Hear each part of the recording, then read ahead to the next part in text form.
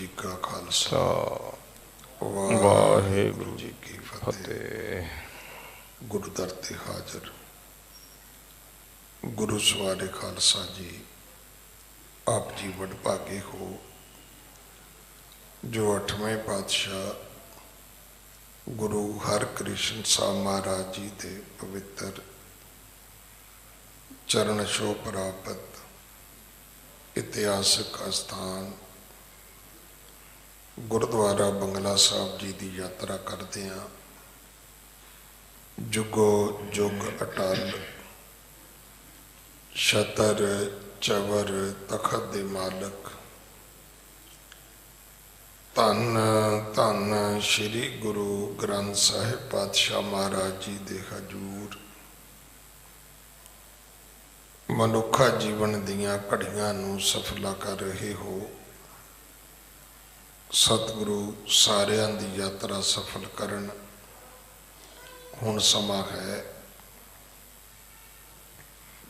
गुरु दरबार दे निजम अनुसार गुरु इतिहास दी चल रही लड़ीवार कथा दा अपनियां मन बिरतियां इकागर करो। रसना पवित्र कर दे एक बार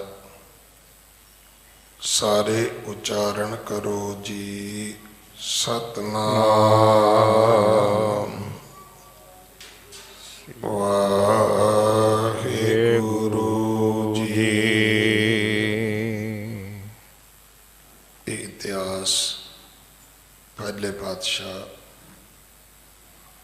जाहर पीर जगत गुरु कल तारण आए श्री गुरु नानक देव महाराज जी का है।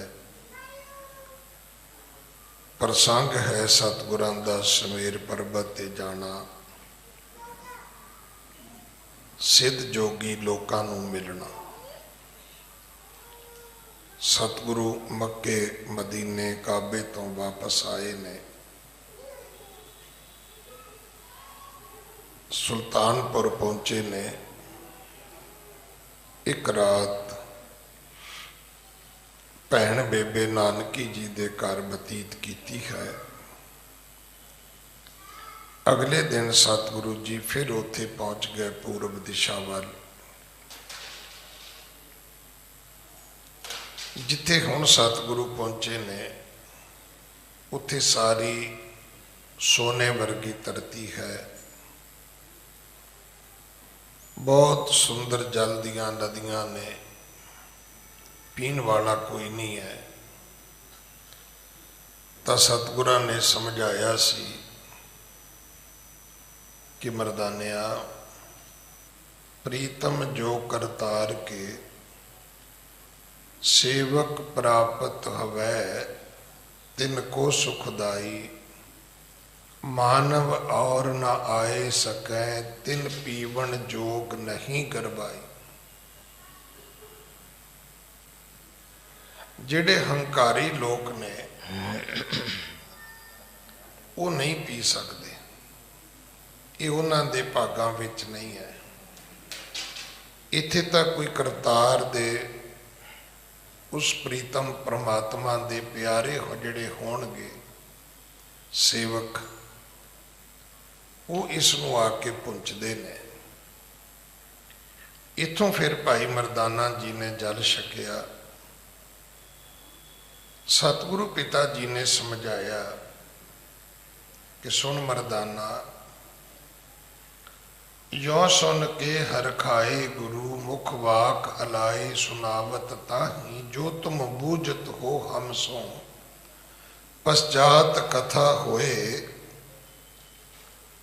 से जग माही। जे पढ़ है सुन है तिनको माने से शुभ मार्ग पाही। हों हर खावत हों तुम बूझत और विचार करो कुछ ना है। तू पुछदा है, सानू खुशी होंदी है।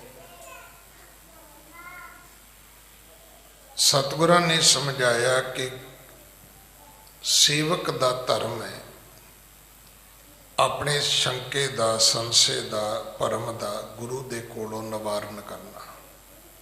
ਤੇ ਗੁਰੂ ਦਾ ਵੀ ਧਰਮ ਹੈ ਕਿ ਗੁਰੂ ਵੀ ਆਪਣੇ ਸੇਵਕ ਦੇ ਜਿਹੜੇ ਸੰਸ਼ੇ ਨੇ ਉਸ ਦਾ ਨਿਵਾਰਨ ਕਰੇ। ਸੋ ਗੁਰ ਹੈ ਗਤ ਦਾਇਕ ਜਾਨੋ, ਦਾਸ ਸੰਦੇਹ ਸਭੈ ਦੇਖੋ, ਯੋ ਕਰ ਹੋਏ ਸੁਖੀ ਪੁਨ ਨਾਤੁਰ, ਬੰਚਕ ਹੈ ਨਿਜ ਸਵਾਰਥੀ ਦੋ। ਜੇ ਸੇਵਕ ਪੁੱਛੇ ਨਾ ਤੇ ਉਹ ਵੀ ਚੋਰ ਹੈ, ਤੇ ਜੇ ਗੁਰੂ ਦੱਸੇ ਨਾ ਤੇ ਉਹ ਵੀ ਚੋਰ ਹੈ। ਧਰਮ ਇਹ ਕਹਿੰਦਾ ਹੈ ਕਿ ਸੇਵਕ ਨੂੰ ਆਪਣੇ ਗੁਰੂ ਕੋਲੋਂ ਸ਼ੰਕੇ ਨਿਵਾਰ ਲੈਣੇ ਚਾਹੀਦੇ ਨੇ, ਤੇ ਗੁਰੂ ਦਾ ਵੀ ਧਰਮ ਹੈ ਭਾਈ ਕਿ ਆਪਣੇ ਸੇਵਕਾਂ ਦੇ ਸ਼ੰਕੇ ਸੰਸ਼ੇ ਭਰਮ ਵਹਿਮ ਡਰ ਜਿਹੜੇ ਨੇ ਉਹਨਾਂ ਨੂੰ ਖਤਮ ਕਰੇ। ਦਾਸ ਨੇ ਕੱਲ ਵੀ ਸਮਾਪਤੀ ਵੇਲੇ ਪੰਕਤੀ ਪੜ੍ਹੀ ਸੀ, ਕਬੀਰ ਮਾਏ ਮੁੰਡੋਂ ਤੈ ਗੁਰੂ ਕੀ, ਜਾਤੇ ਭਰਮ ਨਾ ਜਾਏ, ਆਪ ਡੁੱਬੇ ਚੌਬੇਦ ਮੇ, ਚੇਲੇ ਦੀਏ ਬਹਾਏ। ਸੇਵਕ ਕੋ ਗੁਰ ਕੋ ਸੰਬੰਧ, ਭਲੋ ਇਹ ਹੈ ਤੁਮ ਸੋ ਜੋ ਉਚਾਰਾ। ਭਾਈ ਮਰਦਾਨਾ ਜੀ ਕਹਿਣ ਲੱਗੇ, ਬਾਬਾ ਸਤ ਬਚਨ ਮੈਨੂੰ ਸਮਝ ਆ ਗਈ ਹੈ ਕਿ ਸੇਵਕ ਦਾ ਤੇ ਗੁਰੂ ਦਾ ਸੰਬੰਧ ਕੀ ਹੈ। ਸੰਬੰਧ ਇਹ ਹੈ ਜੋ ਤੁਸੀਂ ਦੱਸਿਆ ਕਿ ਸੇਵਕ ਨੇ ਗੁਰੂ ਕੋਲੋਂ ਭਰਮ ਮਿਟਾਉਣੇ ਨੇ ਤੇ ਗੁਰੂ ਨੇ ਸੇਵਕਾਂ ਦੇ ਭਰਮ ਖਤਮ ਕਰਨੇ ਨੇ। ਗੁਰੂ ਚੇਲੇ ਦਾ ਜਿਹੜਾ ਰਿਸ਼ਤਾ ਹੈ ਉਹ ਇੰਨਾ ਹੀ ਹੈ। ਬਾਕੀ ਇਹ ਗੱਲ ਸਾਨੂੰ ਸਮਝ ਨਹੀਂ ਆ ਰਹੀ। ਪੈਦਾ ਪਰਮਾਤਮਾ ਕਰਦਾ, ਪਾਲਣਾ ਉਹ ਵੀ ਪਰਮਾਤਮਾ ਕਰਦਾ, ਸੰਘਾਰ ਉਹ ਵੀ ਪਰਮਾਤਮਾ ਕਰਦਾ। ਇਹ ਤਿੰਨੋਂ ਹੀ ਗੱਲਾਂ ਪਰਮਾਤਮਾ ਕਰਦਾ। ਕਿਹਨੇ ਦੱਸਿਆ? ਇਹ ਤਾਂ ਸਾਨੂੰ ਗੁਰੂ ਤੋਂ ਪਤਾ ਲੱਗਾ, ਨਹੀਂ ਤਾਂ ਅਸੀਂ ਵੀ ਭੁਲੇਖੇ ਵਿੱਚ ਸੀ। ਸਾਨੂੰ ਵੀ ਏਦਾਂ ਲੱਗਦਾ ਸੀ ਵੀ ਪਾਲਣ ਵਾਲਾ ਕੋਈ ਹੋਰ ਹੈ, ਜਨਮ ਦੇਣ ਵਾਲਾ ਕੋਈ ਹੋਰ ਹੈ, ਮਾਰਨ ਵਾਲਾ ਕੋਈ ਹੋਰ ਹੈ। ਅਸੀਂ ਵੀ ਤਿੰਨ ਰੱਬ ਮੰਨ ਕੇ ਬੈਠੇ ਸਾਂ। ਅਸੀਂ ਵੀ ਦੁਨੀਆ ਦੇ ਉੱਤੇ ਤਿੰਨ ਸ਼ਕਤੀਆਂ ਜਿਹੜੀਆਂ ਸੀ ਉਹ ਮੰਨੀਆਂ ਹੋਈਆਂ ਸੀ। ਇਹ ਤਾਂ ਗੁਰੂ ਨੇ ਦੱਸਿਆ ਕਿ ਇੱਕੋ ਹੀ ਹੈ, ਦੂਜਾ ਕੋਈ ਨਹੀਂ ਹੈ।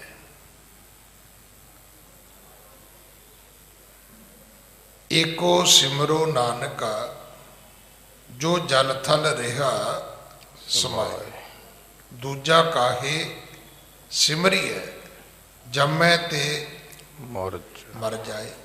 ਉਹਨੂੰ ਸਿਮਰਨ ਦੀ ਕੀ ਲੋੜ ਹੈ ਜਿਹੜਾ ਜੰਮਦਾ ਤੇ ਮਰ ਜਾਂਦਾ ਹੈ। ਜੇ ਸਿਮਰਨਾ ਹੈ ਤੇ ਇੱਕ ਪਰਮਾਤਮਾ ਨੂੰ ਸਿਮਰਨਾ ਹੈ, ਜਿਹੜਾ ਨਾ ਕਦੇ ਜੰਮਦਾ ਹੈ ਨਾ ਕਦੇ ਮਰਦਾ ਹੈ। ਇਸੇ ਕਰਕੇ ਉਹਦਾ ਵਿਸ਼ੇਸ਼ਣ ਇਹ ਹੈ ਕਿ ਉਹ ਅਜੂਨੀ ਵੀ ਹੈ, ਉਹ ਸਹਿਭੰਗ ਵੀ ਹੈ। ਅਜੂਨੀ ਇਸ ਕਰਕੇ ਵੀ ਉਹ ਜੂਨਾ ਚ ਨਹੀਂ ਆਉਂਦਾ, ਸਹਿਭੰਗ ਇਸ ਕਰਕੇ ਕਿ ਉਹ ਸੁੱਤੇ ਪ੍ਰਕਾਸ਼ ਹੈ, ਉਹਨੂੰ ਕਿਸੇ ਨੇ ਪੈਦਾ ਨਹੀਂ ਕੀਤਾ। ਬੂਝ ਹਿਰਦੇ ਸੰਦੇ ਸਭ ਹੈ, ਗੁਰ ਤਾਹੇ ਬਤਾਏ ਕੈ ਦੇਤ ਬਿਦਾਰਾ। ਇਸ ਕਰਕੇ ਬੂਝ ਹਿਰਦੇ ਸੰਦੇ ਸਭ ਹੈ, ਗੁਰ ਤਾਹੇ ਬਤਾਏ ਕੈ ਦੇਤ ਬਿਦਾਰਾ। ਗੁਰੂ ਉਹ ਹੈ, ਸਿੱਖ ਪੁੱਛੇ ਤੇ ਗੁਰੂ ਸੇਵਕ ਦੇ ਸੰਸੇ ਕੱਟ ਦਵੇ। ਵੇਖੋ ਗੁਰੂ ਨੂੰ ਕਿੰਨਾ ਚਿਰ ਲੱਗਦਾ ਹੈ। ਬਲਿਹਾਰੀ ਗੁਰ ਆਪਣੇ, ਕਰੋ ਕਿਰਪਾ, ਬਲਿਹਾਰੀ ਗੁਰ ਆਪਣੇ ਦਿਉਹਾੜੀ ਸਦਵਾਰ, ਜਿਨ ਮਾਨਸ ਤੇ ਦੇਵਤੇ ਕੀਏ, ਕਰਤ ਨ ਲਾਗੀ ਬਾਰ। ਉਹਨੂੰ ਸਦੀਆਂ ਥੋੜਾ ਲੱਗਦੀਆਂ ਨੇ, ਉਹਨੂੰ ਦਹਾਕੇ ਨਹੀਂ ਲੱਗਦੇ, ਉਹਨੂੰ ਸਾਲਾਂ ਬੱਧੀ ਸਮਾਂ ਨਹੀਂ ਲੱਗਦਾ। ਉਹ ਤੇ ਇਸ ਅਜ਼ਮਤ ਦਾ ਮਾਲਕ ਹੈ ਕਿ ਜਿਨ ਕੋ ਨਦਰ ਕਰਮ ਤਿਨ ਕਾਰ, ਨਾਨਕ ਨਦਰੀ ਨਦਰ ਲਿਆ। ਉਹ ਆਪਣੀ ਨਦਰ ਨਾਲ ਨਵਾਜਦਾ ਹੈ। ਉਹ ਟਰੱਕ ਭਰ ਕੇ, ਟਰਾਲੀਆਂ ਭਰ ਕੇ, ਗੱਡੇ ਭਰ ਕੇ, ਊਠ ਲੱਦ ਕੇ, ਖਚਰਾ ਤੇ ਸਮਾਨ ਨਹੀਂ ਘੱਲਦਾ ਸੇਵਕ ਦੇ ਘਰ। ਬਸ ਉਹਦੀ ਤਾਂ ਸਵੱਲੀ ਨਜ਼ਰ ਜਿਹੜੀ ਹੈ, ਕਿਰਪਾ ਕਠਾਕ ਅਵਲੋਕਨ ਕੀਨੋ ਦਾਸ ਕਾ ਦੁੱਖ ਵਿਦਾਰਿਓ। ਇੱਕ ਦਿਨ ਉਹਨੇ ਕਿਰਪਾ ਦੀ ਦ੍ਰਿਸ਼ਟੀ ਨਾਲ ਤੱਕਿਆ ਤੇ ਸਾਰੇ ਦੁੱਖ ਮਿਟ ਗਏ। ਉਹਨੂੰ ਕੋਈ ਸਰਜਰੀਆਂ ਕਰਨ ਦੀ, ਦਵਾਈ ਬੂਟੀਆਂ ਕਰਨ ਦੀ ਲੋੜ ਨਹੀਂ ਹੈ।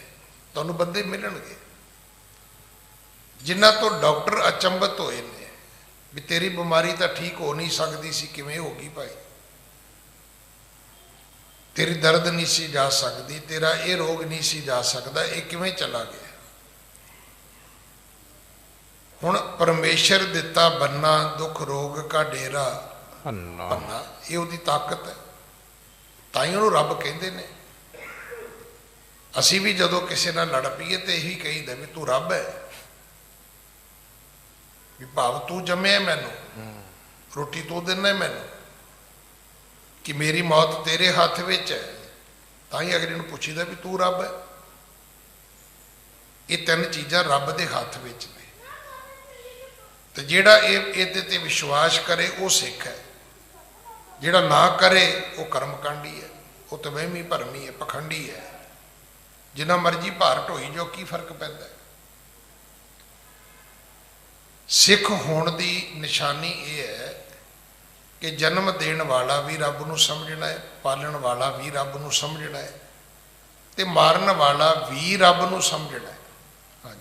ਸੇਵਕ ਬੂਝ ਬਤਾਏ ਗੁਰੂ ਨੇ, ਸੋ ਗੁਰ ਤਿਆਗ ਨ ਲਾਓ ਅਵਾਰਾ। ਸਿੱਖ ਪੁੱਛੇ ਤੇ ਗੁਰੂ ਨਾ ਦੱਸੇ।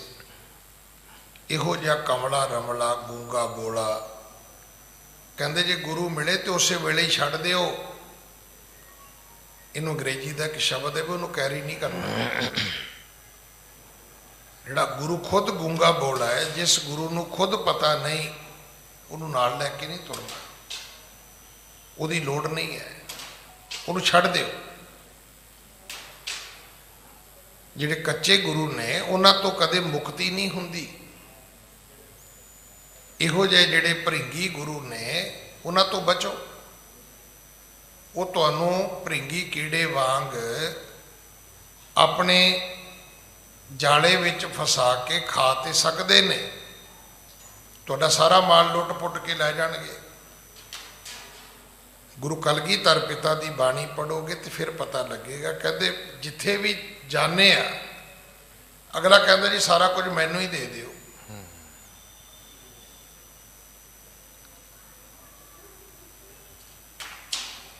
ਕਹਿੰਦੇ ਭਾਈ ਫਿਰ ਜਿਹੜੀ ਚੀਜ਼ ਮੇਰੇ ਘਰ ਦੁਖਦਾਈ ਤੇਰੇ ਘਰ ਜਾ ਕੇ ਸੁਖਦਾਈ ਕਿਵੇਂ ਹੋ ਸਕਦੀ ਹੈ? ਹਾਂਜੀ, ਤਾਂ ਢਿਗ ਤੇ ਗਤ ਪ੍ਰਾਪਤ ਹੋਏ ਨਾ, ਆਪ ਤਰੈ ਨ ਕਿਉ ਸਿਖ ਤਾਰਾ।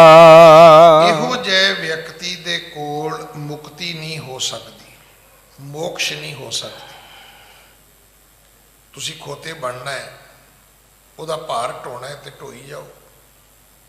ਵੇਖੋ ਨਾ, ਇਹ ਸਕੂਲਾਂ 'ਚ ਹੁੰਦਾ ਸੀ, ਇੱਕ ਬੱਚੇ ਕਿਤਾਬਾਂ ਮਗਰ ਤੁਰਦੇ ਸੀ, ਇੱਕ ਬੱਚੇ ਮਾਸਟਰਾਂ ਮਗਰ ਤੁਰਦੇ ਸੀ।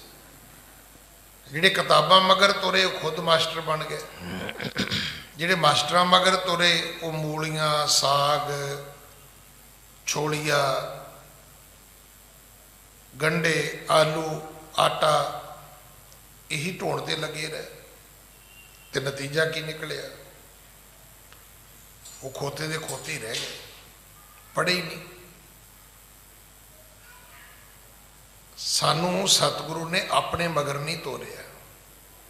ਦੇਖੋ ਇਹ ਗੱਲ ਬਹੁਤ ਵੱਡੀ, ਦੁਨੀਆ ਦੇ ਪੈਗੰਬਰਾਂ ਦੇ ਵਿੱਚੋਂ ਇਸ ਗੱਲ ਨੂੰ ਤੁਸੀਂ ਨਖੇੜਨਾ ਹੈ, ਵੇਖਣਾ ਹੈ। ਬੜੇ ਬੜੇ ਰੱਬੀ ਦੁਨੀਆ ਤੇ ਅਵਤਾਰ ਆਏ ਨੇ, ਵਾਹਿਦ ਇੱਕ ਗੁਰੂ ਨਾਨਕ ਹੈ, ਜਿਹੜੇ ਇਹ ਨਹੀਂ ਕਹਿੰਦੇ ਕਿ ਭਾਈ ਮੇਰੀ ਮੂਰਤੀ ਬਣਾ ਕੇ ਪੂਜੋ। ਉਹ ਸਾਨੂੰ ਕਹਿੰਦੇ ਨੇ ਕਿ ਤੁਸੀਂ ਬਾਣੀ ਪੜ੍ਹੋ, ਬਾਣੀ ਪੜ੍ਹਿਆ ਕਰੋ। ਉਹ ਬਿਲਕੁਲ ਨਹੀਂ ਕਹਿੰਦੇ ਵੀ ਤੁਸੀਂ ਮੈਨੂੰ ਸਾਡੀ ਮੂਰਤੀ ਨੂੰ ਮੱਥਾ ਟੇਕੋ। 10 ਗੁਰੂ ਸਾਹਿਬਾਨਾਂ ਨੇ ਸੰਸਾਰ ਦੇ ਲੋਕਾਂ ਨੂੰ ਬਾਣੀ ਬਖਸ਼ੀ, ਬਾਣੀ ਦਾ ਅਦਬ ਬਖਸ਼ਿਆ ਤੇ ਬਾਣੀ ਦੇ ਲੜ ਲਾਇਆ। ਜਦੋਂ ਗੁਰੂ ਨਾਨਕ ਬੋਲਦੇ ਸੀ ਇੱਕੋ ਹੀ ਗੱਲ ਕਹਿੰਦੇ ਸੀ, ਮਰਦਾਨਿਆਂ ਬਾਣੀ ਆਈ ਹੈ ਜਿਹੜੀ ਅਜੇ ਤੱਕ ਸਾਡੇ ਦਿਮਾਗ 'ਚ ਨਹੀਂ ਆਈ, ਸਾਡੇ ਦਿਲ ਵਿੱਚ ਨਹੀਂ ਆਈ, ਇਉਂ ਕਹਿ ਲਓ ਸਾਡੇ ਤਾਂ ਅਜੇ ਧਿਆਨ 'ਚ ਵੀ ਨਹੀਂ ਆਈ। ਸਾਡਾ ਧਿਆਨ ਅਜੇ ਵੀ ਧਾਗੇ ਤਵੀਤਾਂ ਤੇ ਹੀ ਹੈ। ਸਤਿਗੁਰੂ ਕਹਿੰਦੇ ਸੀ, ਮਰਦਾਨਿਆਂ ਬਾਣੀ ਆਈ ਹੈ। ਏਡੇ ਵੱਡੇ ਪੈਗੰਬਰ ਨੂੰ ਜਿਹੜੀ ਰੱਬੀ ਇਹ ਆਕਾਸ਼ਵਾਣੀ ਹੁੰਦੀ ਸੀ, ਇਹ ਨਾਜ਼ਿਲ ਹੁੰਦੀ ਸੀ ਬਾਣੀ, ਸਾਨੂੰ ਸਮਝਣ ਦੀ ਲੋੜ ਹੈ। ਗੁਰੂ ਨਾਨਕ ਸਾਹਿਬ ਦੇ ਮੁਖ ਦੇ ਬਚਨ ਕਿੰਨੇ ਮਹਾਨ ਹੋਣਗੇ ਭਾਈ। ਫਿਰ ਉਹ ਖੁਦ ਕਹਿੰਦੇ ਨੇ ਕਿ ਜੈਸੀ ਮੈਂ ਆਵੇ ਖਸਮ ਕੀ ਬਾਣੀ। ਫਿਰ ਉਹ ਵੀ ਨਹੀਂ ਕਹਿੰਦੇ ਵੀ ਇਹ ਬਾਣੀ ਮੇਰੀ ਹੈ। ਗੁਰੂ ਨਾਨਕ ਸਾਹਿਬ ਨੇ, ਬਾਕੀ ਗੁਰੂ ਸਾਹਿਬਾਨਾਂ ਨੇ ਇਸ ਬਾਣੀ ਵਿੱਚ ਕਿਤੇ ਨਹੀਂ ਲਿਖਿਆ ਕਿ ਬਾਣੀ ਮੇਰੀ ਹੈ ਭਾਈ। ਆਖਿਆ ਇਹ ਬਾਣੀ ਪਰਮੇਸ਼ਰ ਦੀ ਹੈ। ਇਹ ਕਰਤਾ ਪੁਰਖ ਆਪ ਸਾਡੇ ਮੂੰਹ ਤੋਂ ਕਢਾਉਂਦਾ ਹੈ, ਸਾਨੂੰ ਹੋਰ ਕੁਝ ਕਿਹਾ ਹੀ ਨਹੀਂ। ਅਸੀਂ ਤੇ ਸਿੱਖ ਧਰਮ ਨੂੰ ਬੜਾ ਮਹਿੰਗਾ, ਬੜਾ ਔਖਾ, ਬੜੀਆਂ ਉਲਝਣਾਂ ਦੇ ਵਿੱਚ ਲਿਆ ਕੇ ਖੜਾ ਕਰ ਦਿੱਤਾ ਹੈ। ਜਦੋਂ ਕਿ ਸਿੱਖ ਧਰਮ ਦੁਨੀਆ ਦਾ ਲੇਟੈਸਟ ਧਰਮ ਹੈ ਔਰ ਬਿਲਕੁਲ ਸਾਇੰਟੀਫਿਕ ਧਰਮ ਹੈ। ਔਰ ਤੁਸੀਂ ਵੇਖੋ ਪੂਰੇ ਸੰਸਾਰ ਵਿੱਚ ਐਡਜਸਟੇਬਲ ਹੈ। ਕੋਈ ਥਾਂ ਹੈ ਜਿੱਥੇ ਸਿੱਖ ਨਾ ਹੋਣ, ਤੇ ਕੋਈ ਐਸੀ ਥਾਂ ਹੈ ਜਿੱਥੇ ਸਿੱਖੀ ਨਾ ਨਿਭਦੀ ਹੋਵੇ। ਹੁਣ ਮੇਰੇ ਵਰਗਾ ਅਮਰੀਕਾ ਜਾ ਕੇ ਮੂੰਹ ਸਿਰ ਮਨਾ ਦੇਵੇ ਤੇ ਤਾਂ ਮੇਰੀ ਆਪਣੀ ਕਰਤੂਤ ਹੈ ਨਾ। ਉਸ ਮੁਲਕ ਵਿੱਚ ਜਿੱਥੋਂ ਦੇ ਬੰਦੇ ਖੁਦ ਸਿੱਖ ਬਣਦੇ ਹੋਣ, ਕੋਈ ਮੇਰੇ ਵਰਗਾ ਮੂੰਹ ਸਿਰ ਮਨਾ ਕੇ ਕਵੇ ਕਿ ਗੁਜ਼ਾਰਾ ਨਹੀਂ ਸੀ ਹੁੰਦਾ, ਇਹਨੂੰ ਕੀ ਕਹੋਗੇ ਤੁਸੀਂ? ਇਹ ਮਨ ਦੀ ਕਮਜ਼ੋਰੀ ਹੈ। ਇਹਨੂੰ ਕਹਿੰਦੇ ਨੇ ਪੰਜਾਬੀ 'ਚ ਇਹ ਟੁੱਚਰ ਹੈ ਕਿ ਟੁੱਚਰ ਡਾਹਤੀ ਕਿ ਨਹੀਂ ਜੀ। ਉਹ ਫਿਰ ਤੁਹਾਨੂੰ ਪਤਾ ਹੀ ਵੀ ਇੱਥੇ ਰਹਿਣਾ ਔਖਾ ਹੈ, ਵੀ ਗੋਰੇ ਤਾਂ ਸਿੱਖ ਬਣਨ ਤੇ ਤੁਸੀਂ ਸਿੱਖ ਜਾ ਕੇ ਉੱਥੇ ਗੋਰੇ ਬਣਨ ਦੀ ਕੋਸ਼ਿਸ਼ ਕਰੋ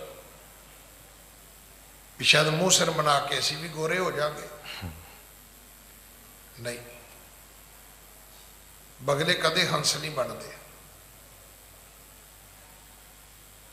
ਹੰਸ ਬਣਨ ਵਾਸਤੇ ਨਾ ਮਾਨ ਸਰੋਵਰ ਤੇ ਰਹਿਣਾ ਪੈਂਦਾ, ਹੀਰੇ ਮੋਤੀ ਚੁਗਣੇ ਪੈਂਦੇ ਨੇ। ਡੱਡੀਆਂ ਮੱਛੀਆਂ ਖਾ ਕੇ ਨਹੀਂ ਹੰਸ ਬਣਦਾ ਕੋਈ। ਭੂਖ ਪਿਪਾਸ ਗਈ ਤਨ ਤੇ ਪੁਨ, ਤਾਂ ਦਿਨ ਤੇ ਨੈ ਸੋ ਕਬ ਹੋਈ। ਭਾਈ ਮਰਦਾਨਾ ਜੀ ਦੀ ਭੁੱਖ ਗਈ, ਪਿਆਸ ਗਈ। ਉਸ ਦਿਨ ਤੋਂ ਬਾਅਦ ਕਦੇ ਭੁੱਖ ਨੇ, ਤਰੇ ਨੇ, ਪਿਆਸ ਨੇ ਸਤਾਇਆ ਨਹੀਂ, ਦੁਖੀ ਨਹੀਂ ਕੀਤਾ। ਬੈਨ ਸੁਨੇ ਗੁਰ ਕੇ ਹਰ ਖਾ ਪਦ, ਬੰਦਤ ਹੈ ਕਰ ਬੰਦ ਕੈ ਦੋਈ। ਇਸ ਤਰ੍ਹਾਂ ਗੁਰੂ ਦੇ ਬਚਨ ਸੁਣੇ, ਬੜੇ ਪ੍ਰਸੰਨ ਹੋਏ ਭਾਈ ਮਰਦਾਨਾ ਜੀ। ਦੋ ਹੱਥ ਜੋੜ, ਇੱਕ ਵਾਰੀ ਨਹੀਂ, ਬਾਰ-ਬਾਰ ਗੁਰੂ ਦੇ ਚਰਨਾਂ ਤੇ ਮੱਥਾ ਟੇਕਦੇ ਨੇ। ਬੂਝਨ ਤੇ ਨਿਰਸੰਸ ਭਇਓ ਮਨ, ਸੰਕ ਗਵਾਏ ਰਹੀ ਨਹਿ ਕੋਈ। ਇਸ ਕਰਕੇ ਇਹ ਚੇਤਾ ਰੱਖਣਾ, ਸਿੱਖੀ ਵਿੱਚ ਡਿਬੇਟ ਹੈ, ਸਿੱਖੀ ਵਿੱਚ ਗੋਸ਼ਟ ਹੈ, ਸਿੱਖੀ ਦੇ ਵਿੱਚ ਵਾਰਤਾਲਾਪ ਦੀ ਜਗ੍ਹਾ ਹੈ। ਇੱਥੇ ਐਸਾ ਨਹੀਂ ਹੈ ਕਿ ਖਬਰਦਾਰ ਜੇ ਤੂੰ ਬੋਲਿਆ ਤੇ ਨਹੀਂ, ਤੁਸੀਂ ਪੁੱਛ ਸਕਦੇ ਹੋ। ਹਾਂ, ਪੁੱਛਣ ਦਾ ਸਲੀਕਾ ਜ਼ਰੂਰ ਹੈ ਕਿ ਆਪਣੀ ਗੱਲ ਨਿਮਰਤਾ ਨਾਲ ਕਹਿਣੀ ਹੈ, ਅਗਲੇ ਦੀ ਗੱਲ ਬੜੇ ਪਿਆਰ ਨਾਲ ਸੁਣਨੀ ਹੈ। ਹੁਣ ਸਾਡੀ ਗਲਤੀ, ਸਾਡੀ ਤੇ ਉਹ ਜਿਹੜੀ ਕੁੰਡੀ ਫਸੀ, ਉਹ ਫਸੀ ਇੱਥੇ ਆ ਕੇ ਹੈ ਕਿ ਮੈਂ ਚਾਹੁੰਦਾ ਤੁਸੀਂ ਮੇਰੀ ਗੱਲ ਨਿਮਰਤਾ ਨਾਲ ਸੁਣੋ। ਮੈਂ ਇਹ ਚਾਹੁੰਦਾ ਵੀ ਤੁਸੀਂ ਨਿਮਰਤਾ ਨਾਲ ਮੇਰੀ ਗੱਲ ਸੁਣੋ, ਮੈਂ ਭਾਵੇਂ ਜਿੰਨੇ ਮਰਜ਼ੀ ਹੰਕਾਰ ਵਿੱਚ ਬੋਲਾਂ। ਸਾਡੀ ਗਲਤੀ ਇੱਥੇ ਹੋ ਗਈ ਸਾਡੇ ਕੋਲ। ਸ੍ਰੀ ਗੁਰੂ ਨਾਨਕ ਸੰਗ ਫਿਰਿਓ, ਸਫਲੀ ਨਿਜ ਦੇਹ ਕੋ ਮਾਨਤ ਭਾਈ ਸੋਈ। ਮਰਦਾਨਾ ਕਹਿੰਦਾ ਵੀ ਬਾਬਾ ਮੈਂ ਤੇਰੇ ਨਾਲ ਰਿਹਾ ਤੇ ਇੰਜ ਲੱਗਦਾ ਵੀ ਮੇਰੀ ਤੇ ਦੇਹੀ ਸਫਲੀ ਹੋ ਗਈ ਹੈ, ਮੇਰਾ ਤੇ ਸਰੀਰ ਹੀ ਸਫਲਾ ਹੋ ਗਿਆ, ਮੇਰਾ ਤੇ ਜੀਵਨ ਹੀ ਸਫਲਾ ਹੋ ਗਿਆ। ਹਾਂਜੀ, ਭੂਖ ਪਿਪਾਸ ਲਗੈ ਨ ਤੁਮੈ ਕਿਹ ਕਾਰਨ ਬੂਝਤ ਹੈ ਮਰਦਾਨਾ। ਹੁਣ ਭਾਈ ਮਰਦਾਨਾ ਕਹਿਣ ਲੱਗਾ ਵੀ ਬਾਬਾ ਬਾਕੀ ਗੱਲਾਂ ਤੇ ਗਈਆਂ ਮੁੱਖ, ਇੱਕ ਗੱਲ ਮੈਂ ਤੁਹਾਡੇ ਬਾਰੇ ਜਾਣਨੀ ਚਾਹੁੰਦਾ ਵੀ ਤੁਹਾਨੂੰ ਭੁੱਖ ਪਿਆਸ ਕਿਉਂ ਨਹੀਂ ਲੱਗਦੀ। ਹੁਣ ਇਹ ਗੱਲ ਤੁਸੀਂ ਆਪਣੀ ਮਾਂ ਨੂੰ ਵੀ ਪੁੱਛ ਸਕਦੇ ਹੋ। ਅਮੂਮਨ ਬਹੁਤਿਆਂ ਨੇ ਆਪਣੀ ਮਾਂ ਨੂੰ ਚਾਹ ਪੀਂਦਿਆਂ ਰੋਟੀ ਖਾਂਦਿਆਂ ਨਹੀਂ ਵੇਖਿਆ ਹੋਏਗਾ। ਜਿਉਂ ਕਹਿ ਲਈਏ ਵੀ ਹੁਣ ਜਦੋਂ ਦੀ ਮਾਂ ਨਹੀਂ ਰਹੀ, ਮਾਂ ਮੈਡਮ ਹੋ ਗਈ ਹੈ, ਉਦੋਂ ਦਾ ਤੇ ਥੋੜਾ ਜਿਹਾ ਤੁਸੀਂ ਜ਼ਰੂਰ ਵੇਖਿਆ ਹੋਣਾ ਵੀ ਬੇਬੇ ਪਹਿਲਾਂ ਬੈਠੀ ਹੁੰਦੀ ਡਾਈਨਿੰਗ ਟੇਬਲ ਤੇ, ਨਹੀਂ ਤੇ ਅੱਜ ਵੀ ਮਤਲਬ ਬਾਹਰਲੇ ਮੁਲਕਾਂ ਦੀਆਂ ਧਰਤੀਆਂ ਤੇ ਵੀ ਮੈਂ ਵੇਖਿਆ ਕਿ ਜਿਹੜੀ ਅੱਜ ਵੀ ਔਰਤ ਮਾਂ ਹੈ ਉਹ ਨੌਕਰਾਂ ਨੂੰ ਕਹਿੰਦੀ ਵੀ ਬਾਕੀ ਕੰਮ ਤਾਂ ਤੁਸੀਂ ਕਰੋਗੇ ਪਰ ਰੋਟੀ ਨਹੀਂ ਤੁਸੀਂ ਪਕਾਓਗੇ, ਰੋਟੀ ਤਾਂ ਮੈਂ ਪਕਾਵਾਂਗੀ। ਮਾਂ ਦਾ ਤੇ ਧਰਮ ਹੀ ਇਹ ਸੀਗਾ। ਮੈਂ ਤੇ ਬਹੁਤ ਵਾਰੀ ਬੇਨਤੀ ਕਰਦਾ ਵੀ ਅੱਜ ਔਰਤ ਕਹਿੰਦੇ ਜੀ ਉਹਨੇ ਜਹਾਜ਼ ਚਲਾ ਲਿਆ ਜੀ, ਜਹਾਜ਼ ਤੇ ਚਲਾ ਲਿਆ ਪਰ ਘਰ ਤੇ ਡੋਬਤਾ ਨਾ। ਨਹੀਂ ਤੇ ਅੱਗੇ ਘਰਾਂ ਚੋਂ ਦੇਵਤੇ ਪੈਦਾ ਹੁੰਦੇ ਸੀ, ਹੁਣ ਤੇ ਘਰਾਂ ਚੋਂ ਬੱਚੇ ਵੀ ਭੂਤਾਂ ਵਰਗੇ ਪੈਦਾ ਹੁੰਦੇ ਨੇ। ਮਾਂ ਦੇ ਸੰਸਕਾਰ ਕਿੰਨੇ ਦੇਣੇ ਸੀ? ਨੌਕਰ ਦੇ ਸਕਦਾ ਤੁਹਾਡਾ? ਸਵਾਲ ਹੀ ਨਹੀਂ ਪੈਦਾ ਹੁੰਦਾ। ਜੋ ਤੁਹਾਡੇ ਬਜ਼ੁਰਗ ਮਾਂ ਬਾਪ ਨੂੰ ਤੁਹਾਡੇ ਤੋਂ ਸੁੱਖ ਹੋ ਸਕਦਾ ਹੈ ਕਿ ਕਿਸੇ ਡਾਕਟਰ ਨਰਸ ਤੋਂ ਹੋ ਸਕਦਾ ਹੈ। ਅੱਜ ਵੀ ਕਿਸੇ ਬਜ਼ੁਰਗ ਨੂੰ ਮਿਲਿਓ ਤੇ ਤੁਹਾਨੂੰ ਪਤਾ ਲੱਗੇਗਾ। ਇਹ ਬੜੀ ਵੱਡੀ ਕਿਸਮਤ ਮੰਨੀ ਜਾਂਦੀ ਹੈ ਕਿ ਬੰਦੇ ਦੀ ਜ਼ਿੰਦਗੀ ਸਮਾਪਤ ਹੋ ਰਹੀ ਹੋਵੇ ਤੇ ਉਹਦੀ ਸੰਤਾਨ ਆਪਣੇ ਮਾਂ ਬਾਪ ਦਾ ਸਿਰ ਗੋਦੀ ਵਿੱਚ ਲੈ ਕੇ ਬੈਠੀ ਹੋਵੇ। ਕਹਿੰਦੇ ਵੀ ਭਾਈ ਬੜੇ ਭਾਗਾਂ ਵਾਲਾ ਸੀ ਇਹ ਤਾਂ, ਆਪਣੇ ਬੱਚਿਆਂ ਦੇ ਹੱਥਾਂ ਵਿੱਚ ਗਿਆ।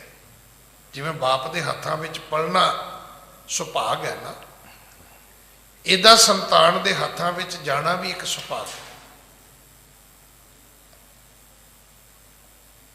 ਹੁਣ ਕਈ ਵਾਰੀ ਆਪਾਂ ਵੇਖਦੇ ਕਿੰਨੇ ਬੰਦੇ ਦੇ ਮਾੜੇ ਭਾਗ ਹੋਣਗੇ, ਕਿਸ ਕਦਰ ਵੀ ਮੌਤਾਂ ਹੋਈਆਂ ਨੇ ਕਿ ਕਿਸੇ ਨੇ ਅੰਤਮ ਰਸਮਾਂ ਤੇ ਕੀ ਨਿਭਾਉਣੀਆਂ ਕੋਈ ਮੂੰਹ ਵੀ ਨਹੀਂ ਵੇਖ ਸਕਿਆ। ਇਹ ਵੀ ਤੇ ਇੱਕ ਭਾਗ ਹੋਣਗੇ ਨਾ। ਗੁੱਡ ਲੱਕ ਬੈਡ ਲੱਕ ਕੱਲੀ ਉਹ ਨਹੀਂ ਵੀ ਉਹ ਨਵੀਂ ਗੱਡੀ ਆ ਗਈ ਤੇ ਗੁੱਡ ਲੱਕ ਹੋ ਗਈ, ਤੇ ਨਾ ਪਹਿਲੀ ਗੱਡੀ ਮਿਲੀ ਤੇ ਬੈਡ ਲੱਕ ਹੋ ਗਈ। ਇਹ ਗੁੱਡ ਲੱਕ ਬੈਡ ਲੱਕ ਇਹ ਨਹੀਂ ਹੈ। ਗੁੱਡ ਲੱਕ ਬੈਡ ਲੱਕ ਇਹ ਹੈ ਵੀ ਜਿਹੜੇ ਪੂਰਬਲੇ ਜਨਮਾਂ ਦੇ ਕਰਮਾਂ ਦਾ ਸੰਜੋਗ ਸੀ ਸਾਡਾ ਉਹ ਵੀ ਨਹੀਂ ਨਿਭ ਸਕਿਆ, ਸਾਡਾ ਉਹ ਵੀ ਨਹੀਂ ਨਿਭਿਆ, ਅਸੀਂ ਉੱਥੋਂ ਵੀ ਪਿੱਛੇ ਰਹਿ ਗਏ। ਤੋ ਇਸ ਕਥਾ ਦੇ ਵਿੱਚ ਆਉਂਦਾ ਹੈ ਕਿ ਭਾਈ ਮਰਦਾਨਾ ਕਹਿਣ ਲੱਗਾ ਵੀ ਬਾਬਾ ਦੱਸੋ ਤਾਂ ਸਹੀ, ਤੁਸੀਂ ਖਾਂਦੇ ਪੀਂਦੇ ਨਹੀਂ, ਕਿਉਂ ਨਹੀਂ ਖਾਂਦੇ ਪੀਂਦੇ? ਬੜਾ ਵਧੀਆ ਸਵਾਲ ਹੈ। ਗੁਰੂ ਨਾਨਕ ਸੰਗ ਫਿਰਿਓ ਸਫਲੀ ਨਿਜ ਦੇ ਕੋ ਮਾਨਤ ਸੋਈ, ਭੂਖ ਪਪਾਸ ਲਗੇ ਨ ਤੁਮੈ ਕਿਹ ਕਾਰਨ ਬੂਝਤ ਹੈ ਮਰਦਾਨਾ। ਬਾਬਾ ਇੱਕ ਸਵਾਲ ਮੇਰਾ ਬਾਕੀ ਹੈ, ਤੁਹਾਨੂੰ ਭੁੱਖ ਪਿਆਸ ਕਿਉਂ ਨਹੀਂ ਲੱਗਦੀ? ਸਾਲ ਦੁਸਾਲ ਬਿਹਾਵਤ ਹੈ ਬਿਨ ਭੋਜਨ ਤੇ ਨੈ ਪਾਨ ਕੋ ਪਾਨਾ। ਸਾਲ 2 ਸਾਲ ਸਮਾਂ ਹੀ ਬੀਤ ਜਾਂਦਾ ਹੈ, ਨਾ ਪਾਣੀ ਪੀਨੇ ਹੋ ਨਾ ਤੁਸੀਂ ਭੋਜਨ ਖਾਣੇ ਹੋ। ਕੌਣ ਆਹਾਰ ਆਧਾਰ ਹੈ ਨਿਰਧਾਰ, ਕਹੋ ਮੁਝ ਕੋ ਗੁਣ ਖਾਨਾ। ਹੁਣ ਇਹਨੂੰ ਤੁਸੀਂ ਸੋਦਰ ਦੀ ਬਾਣੀ ਚੋਂ ਸੁਣਨਾ ਕਿ 3 ਕਵਣ ਖਿਲਾਵੈ, ਕਰੋ ਕਿਰਪਾ, 3 ਕਵਣ ਖਿਲਾਵੈ ਕਵਣ ਚਗਾਵੈ ਮਨ ਮੈਂ ਸਿਮਰਨ ਕਰਿਆ। ਊਡੇ ਊੜ ਆਵੈ ਸੈ ਕੋਸਾ, ਤਿਸ ਪਾਛੈ ਬਚਰੇ ਛਰਿਆ। ਕੂੰਜਾਂ ਆਈਆਂ, ਹਜ਼ਾਰਾਂ ਕੋਸ ਚੱਲ ਕੇ ਆਈਆਂ, 2-4-5 ਮੀਲ ਨਹੀਂ, ਹਜ਼ਾਰਾਂ ਮੀਲ ਆਂਡੇ ਦੇ ਕੇ ਕੂੰਜਾਂ ਸਾਈਬੇਰੀਆ ਤੋਂ ਦੂਜੇ ਮੁਲਕਾਂ ਵਿੱਚ ਚਲੀਆਂ ਗਈਆਂ, ਇੰਡੀਆ ਆ ਗਈਆਂ। ਹੁਣ ਮਗਰੋਂ ਆਂਡਿਆਂ ਚੋਂ ਬੱਚੇ ਵੀ ਨਿਕਲ ਆਏ ਤੇ ਬੱਚੇ ਜਿਉਂਦੇ ਵੀ ਰਹੇ। ਤਿੰਨ ਕਵਣ ਖਿਲਾਵੈ ਕਵਣ ਚਗਾਵੈ ਮਨ ਮੈਂ ਸਿਮਰਨ ਕਰੇ। ਉਹ ਕਾਹਦੇ ਸਿਰ ਤੇ ਜਿਉਂਦੇ ਸੀ?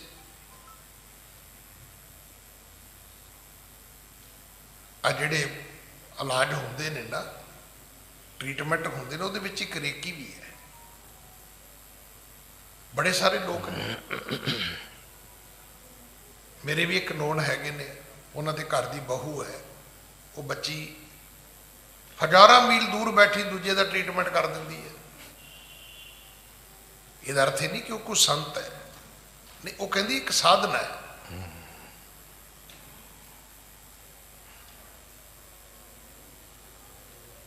ਇੱਕ ਸਾਧਨਾ ਹੈ ਜਿਹਦੇ ਨਾਲ ਦੂਜੇ ਦੇ ਦੁੱਖ ਨੂੰ ਖਤਮ ਕੀਤਾ ਜਾ ਸਕਦਾ ਹੈ। ਹੁਣ ਸਤਿਗੁਰੂ ਜੀ ਨੂੰ ਮਰਦਾਨੇ ਨੇ ਪੁੱਛਿਆ ਵੀ ਬਾਬਾ 2-2 ਸਾਲ ਬੀਤ ਜਾਂਦੇ ਨੇ, ਨਾ ਖਾਂਦੇ ਹੋ ਨਾ ਪੀਂਦੇ ਹੋ, ਇਹ ਕਿਵੇਂ ਹੁੰਦਾ ਹੈ? ਹਾਂਜੀ, ਹੈ ਜੋ ਸੰਦੇਹ ਹਿਰਦੈ ਹਮਰੇ ਇਹ ਦੇਹੋ ਮਿਟਾਏ ਕਰੋ ਪ੍ਰਸਥਾਨਾ। ਕਹਿਣ ਲੱਗਾ ਜੀ ਮੈਂ ਬੇਨਤੀ ਕਰਦਾ ਵੀ ਇੱਕ ਸੰਦੇਹ ਬਾਕੀ ਬਚਿਆ ਹੈ, ਇਹ ਵੀ ਮਿਟਾ ਦਿਓ ਤੇ ਫਿਰ ਆਪਾਂ ਚੱਲੀਏ। ਹਾਂਜੀ, ਸ੍ਰੀ ਗੁਰ ਬੈਨ ਪਨੇ ਸੁਨ ਕੈ ਗੁਰ ਸਿੱਖ ਭਲੇ ਮਨ ਭਾਉ ਜੋ ਧਾਰੈ। ਸਤਿਗੁਰੂ ਜੀ ਕਹਿਣ ਲੱਗੇ ਮਰਦਾਨਿਆ, ਸ਼੍ਰੀ ਗੁਰ ਬੈਨ ਭਣੇ ਸੁਣ ਕੇ ਗੁਰ ਸਿੱਖ ਭਲੇ ਮਨ ਭਾਉ ਜੋ ਧਾਰੈ। ਤੈਨੂੰ ਪਤਾ ਨਹੀਂ ਮੈਂ ਆਪਣੇ ਸਿੱਖਾਂ ਨੂੰ ਕਿੰਨਾ ਪਿਆਰ ਕਰਦਾ। ਕਿਹੜੇ ਸਿੱਖ? ਕਹਿੰਦੇ ਜਿਹੜੇ ਆਪਣੇ ਮਨ ਵਿੱਚ ਭਾਉ ਧਾਰਨ ਕਰਦੇ ਨੇ। ਇਹ ਭਾਉ ਵਾਲੇ ਨਹੀਂ ਅਸੀਂ। ਗਿਆਨੀ ਜੀ ਕਿਰਪਾਨ ਕਿੱਡੀ ਕੁ ਪਾਉਣੀ ਹੈ, ਉਹਨਾਂ ਦਾ ਮਤਲਬ ਹੁੰਦਾ ਵੀ ਉਹ ਪਾ ਲਈਏ ਜਿਹਦੇ ਨਾਲ ਦੰਦ ਵੀ ਖੁਰਚ ਲਿਆ ਕਰੀਏ ਰੋਟੀ ਤੋਂ ਬਾਅਦ। ਟੁੱਥਪਿਕ ਦੀ ਕੀ ਲੋੜ ਹੈ? ਕਛਹਿਰਾ ਕਿੱਡਾ ਕੁ ਪਾਉਣਾ ਹੈ, ਉਹਨਾਂ ਦਾ ਮਤਲਬ ਹੁੰਦਾ ਵੀ ਉਹ ਗਲ 'ਚ ਧਾਗੇ 'ਚ ਹੀ ਪਾ ਲਈਏ ਨਿੱਕਾ ਜਿਹਾ ਕਛਹਿਰਾ। ਹੁਣ ਇਹੋ ਜਿਹੇ ਮਨੁੱਖਾਂ ਤੋਂ ਤੁਸੀਂ ਸਿੱਖੀ ਦੀ ਆਸ ਨਾ ਕਰੋ। ਉਹ ਤੇ ਜਿੱਦਾਂ ਨਹੀਂ ਇੱਕ ਕਹਿੰਦੇ ਵੀ ਵਕਤ ਨੂੰ ਧੱਕਾ ਦੇ ਰਹੇ ਹੋ, ਸਿੱਖੀ ਨੂੰ ਧੱਕਾ ਦੇ ਰਹੇ ਹੈ ਵੀ ਚਲੋ ਥੋੜੀ ਜਿਹੀ ਨਿਭ ਜੇ ਤੇ ਠੀਕ ਹੀ ਹੈ। ਭਾਉ ਕਿਹਨੂੰ ਕਹਿੰਦੇ ਨੇ? ਭਾਉ ਕਹਿੰਦੇ ਨੇ ਪਿਆਰ। ਪਿਆਰ ਕਿਹਨੂੰ ਕਹਿੰਦੇ ਨੇ? ਹੁਣ ਤੁਸੀਂ ਆਪਣੀ ਜ਼ਿੰਦਗੀ 'ਚ ਖੁਦ ਵੇਖੋ ਨਾ ਵੀ ਤੁਸੀਂ ਕਿਹਨੂੰ ਪਿਆਰ ਕਰਦੇ ਹੋ। ਕੀ ਤੁਸੀਂ ਆਪਣੀ ਬਾਈਕ ਨੂੰ ਪਿਆਰ ਕਰਦੇ ਹੋ? ਜਿਹੜਾ ਬੱਚਾ ਆਪਣੀ ਮੋਟਰਸਾਈਕਲ ਨੂੰ ਪਿਆਰ ਕਰਦਾ ਹੈ, ਤੁਸੀਂ ਉਹਦੀ ਮੋਟਰਸਾਈਕਲ ਵੇਖ ਲੈਣਾ। ਤੇ ਜਿਹੜੇ ਮੇਰੇ ਵਰਗੇ ਸਿਰਫ ਆਉਣ ਜਾਣ ਵਾਲੇ ਨੇ, ਉਹਨਾਂ ਨੂੰ ਤੇ ਨਾਲ ਦੇ ਕਹਿੰਦੇ ਉਹ ਕੱਪੜਾ ਵੀ ਮਾਰ ਲਿਆ ਕਰ ਕਦੇ ਹੈ। ਆ ਬਿੱਠਾ ਵੇ ਤੇਰੇ ਗੋਡੇ ਗੋਡੇ ਬਿੱਠਾ ਨੇ ਤੇਰੇ ਮੋਟਰਸਾਈਕਲ ਤੇ। ਉਹ ਨਹੀਂ ਜੀ ਉੱਥੇ ਕਬੂਤਰ ਨੇ ਜੀ, ਹੁਣ ਕਬੂਤਰ ਗੁਆਂਢੀਆਂ ਨੇ ਫੜਨੇ ਆ ਕੇ ਤੇਰੇ ਵੱਲ। ਹੁਣ ਇਹੋ ਜਿਹੇ ਵਿਅਕਤੀ ਦਾ ਕੀ ਕਰੋਗੇ ਤੁਸੀਂ? ਤੁਹਾਨੂੰ ਜਿਸ ਚੀਜ਼ ਨਾਲ ਪਿਆਰ ਹੈ, ਮੈਂ ਤਾਂ ਐਸੇ ਬੰਦੇ ਵੇਖੇ ਨੇ ਉਹਨਾਂ ਨੂੰ ਸ਼ਰਟ ਨਾਲ ਪਿਆਰ ਹੋ ਜਾਂਦਾ ਹੈ। ਘਰ ਵਾਲੀ ਤੋਂ ਬਾਅਦ ਬੱਚੇ ਵੀ ਲੜਨ ਲੱਗ ਪੈਂਦੇ ਵੀ ਬਾਪੂ ਹੁਣ ਤੇ ਛੱਡ ਦੇ। ਉਹ ਕਹਿੰਦਾ ਨਹੀਂ ਯਾਰ ਮੈਨੂੰ ਚੰਗੀ ਬੜੀ ਲੱਗਦੀ ਹੈ। ਪਿਆਰ ਹੁੰਦਾ ਜਿਹਨੂੰ ਤੁਸੀਂ ਛੱਡ ਨਹੀਂ ਸਕਦੇ, ਜਿਹਦੇ ਬਿਨਾਂ ਤੁਸੀਂ ਰਹਿ ਨਹੀਂ ਸਕਦੇ, ਜਿਹਦੇ ਬਿਨਾਂ ਤੁਸੀਂ ਜਿਉ ਨਹੀਂ ਸਕਦੇ, ਉਹਨੂੰ ਪਿਆਰ ਕਹਿੰਦੇ ਨੇ। ਪਿਆਰ ਦੀ ਪਰਿਭਾਸ਼ਾ ਇਹ ਨਹੀਂ ਹੈ ਕਿ ਕਰ ਲਿਆ ਤਾਂ ਠੀਕ ਹੈ, ਨਹੀਂ ਕੀਤਾ ਤਾਂ ਠੀਕ ਹੈ। ਨਹੀਂ ਭਾਈ, ਸਤਿਗੁਰੂ ਕਹਿੰਦੇ ਉਹ ਗੁਰਸਿੱਖ ਜਿਹੜੇ ਮੈਨੂੰ ਪਿਆਰ ਕਰਦੇ ਨੇ, ਜਿਹੜੇ ਗੁਰੂ ਨੂੰ ਪਿਆਰ ਕਰਦੇ ਨੇ, ਉਹਨਾਂ ਦੀ ਗੁਰਬਾਣੀ ਚੋਂ ਤੁਸੀਂ ਵਡਿਆਈ ਸੁਣੋ। ਉਹ ਕਹਿੰਦੇ ਨੇ ਝੱਖੜ ਝਾਂਗੀ ਮੀਂਹ ਵਰਸੈ, ਭੀ ਗੁਰ ਦੇਖਣ ਜਾਈ, ਸਮੁੰਦ ਸਾਗਰ ਹੋਵੇ ਬਹੁ ਖਾਰਾ, ਗੁਰਸਿੱਖ ਲੰਘ ਗੁਰੂ ਪੈ ਜਾਈ। ਐਸੇ ਬੰਦੇ ਘਰ ਲੈਣਗੇ, ਪਹਿਲਾਂ ਪੁੱਛਣਗੇ ਕਲੋਨੀ 'ਚ ਗੁਰਦੁਆਰਾ ਕਿੱਥੇ ਹੈ। ਮੈਂ ਐਸੇ ਬੰਦਿਆਂ ਨੂੰ ਨਿੱਜੀ ਤੌਰ ਤੇ ਜਾਣਦਾ। ਉਹ ਕਹਿੰਦੇ ਗਿਆਨੀ ਜੀ ਅਸੀਂ ਤੇ ਬਾਹਰ ਵੀ ਜਾਈਏ ਨਾ, ਤੇ ਕਿਤੇ ਸ਼ਹਿਰ 'ਚ ਕਿਤੇ ਜਾ ਕੇ ਰਹਿਣਾ ਹੋਵੇ ਤੇ ਸ਼ਹਿਰ 'ਚ ਹੋਟਲ ਉੱਥੇ ਬੁੱਕ ਕਰੀਦਾ ਜਿੱਥੋਂ ਗੁਰਦੁਆਰਾ ਨੇੜੇ ਹੋਵੇ। ਤੇ ਹੋਟਲ ਵਾਲਿਆਂ ਨਾਲ ਵੀ ਗੱਲ ਕਰੀਦੀ ਵੀ ਟੈਕਸੀ ਮਿਲ ਜਾਏਗੀ। ਮੈਂ ਸਪੇਨ ਗਿਆ ਸੀ, ਉੱਥੇ ਬੜੀ ਵੱਡੀ ਵਰਲਡ ਦੀ ਇੰਟਰਫੇਥ ਦੀ ਕਾਨਫਰੰਸ ਸੀਗੀ। ਮੈਂ ਉੱਥੇ ਵੇਖ ਰਿਹਾ ਸੀ ਬੰਦੇ ਟੈਕਸੀ ਲੈ ਕੇ ਜਾ ਰਹੇ ਨੇ ਗੁਰਦੁਆਰੇ ਮੱਥਾ ਟੇਕਣ।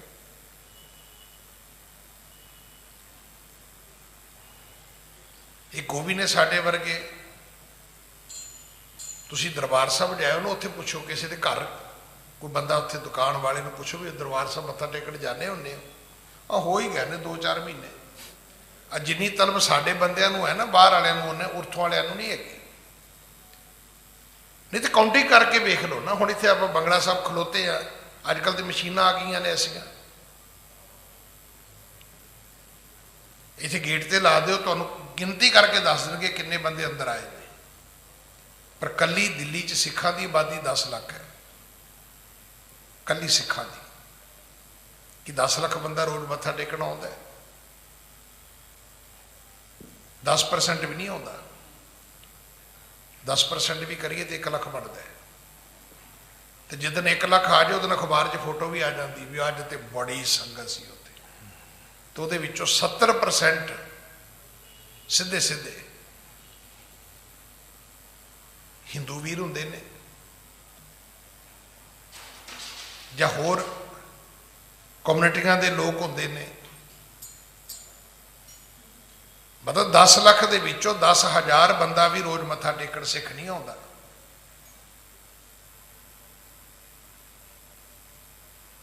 ਜੇ ਸਾਰੀ ਗਿਣਤੀ ਆਪਾਂ 25-30 ਹਜ਼ਾਰ ਵੀ ਲਾਈਏ ਤੇ ਘੱਟੋ ਘੱਟ 20,000 ਦੂਸਰੇ ਲੋਕ ਨੇ। ਆਪਾਂ ਕਿੱਥੇ ਖਲੋਤੇ ਆ? ਤੁਸੀਂ ਕੀ ਸੋਚਦੇ ਵੀ ਇੱਥੇ ਨਹੀਂ ਆਉਂਦੇ ਤੇ ਉਹ ਸੀਸਗੰਜ ਜਾਂਦੇ ਹੋਣਗੇ? ਨਹੀਂ, ਐਸੇ ਵੀ ਮਹਾਂਪੁਰਖ ਹੈਗੇ ਜਿਹੜੇ ਕਲੋਨੀ ਦੇ ਗੁਰਦੁਆਰੇ ਵੀ ਨਹੀਂ ਜਾਂਦੇ।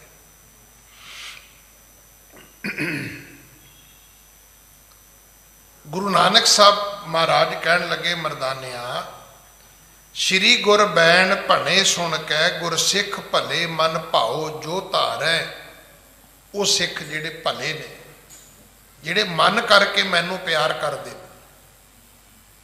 ਜਿਨ੍ਹਾਂ ਦੇ ਮਨ ਵਿੱਚ ਗੁਰੂ ਦਾ ਪਿਆਰ ਹੈ, ਜਿਨ੍ਹਾਂ ਦੇ ਅੰਦਰ ਗੁਰੂ ਦਾ ਪਿਆਰ ਵਸਿਆ ਹੋਇਆ, ਜਿਹੜੇ ਗੁਰੂ ਦੇ ਬਿਨਾਂ ਜਿਉ ਨਹੀਂ ਸਕਦੇ, ਜਿਨ੍ਹਾਂ ਦੀ ਹਾਲਤ ਇਹ ਹੈ ਵੀ ਆਖਾਂ ਜੀਵਾਂ ਵਿਸਰੈ ਮਰ ਜਾਓ,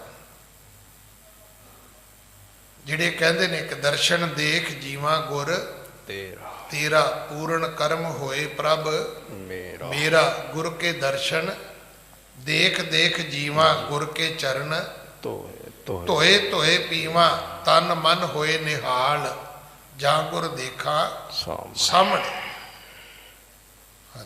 ਹੈ ਭਗਤੀ ਤਿਨ ਕੇ ਮਨ ਅੰਤਰ ਜੇ ਗੁਰ ਕੋ ਨਿਸ਼ਚਾ ਨਾ ਨਿਵਾਰੈ।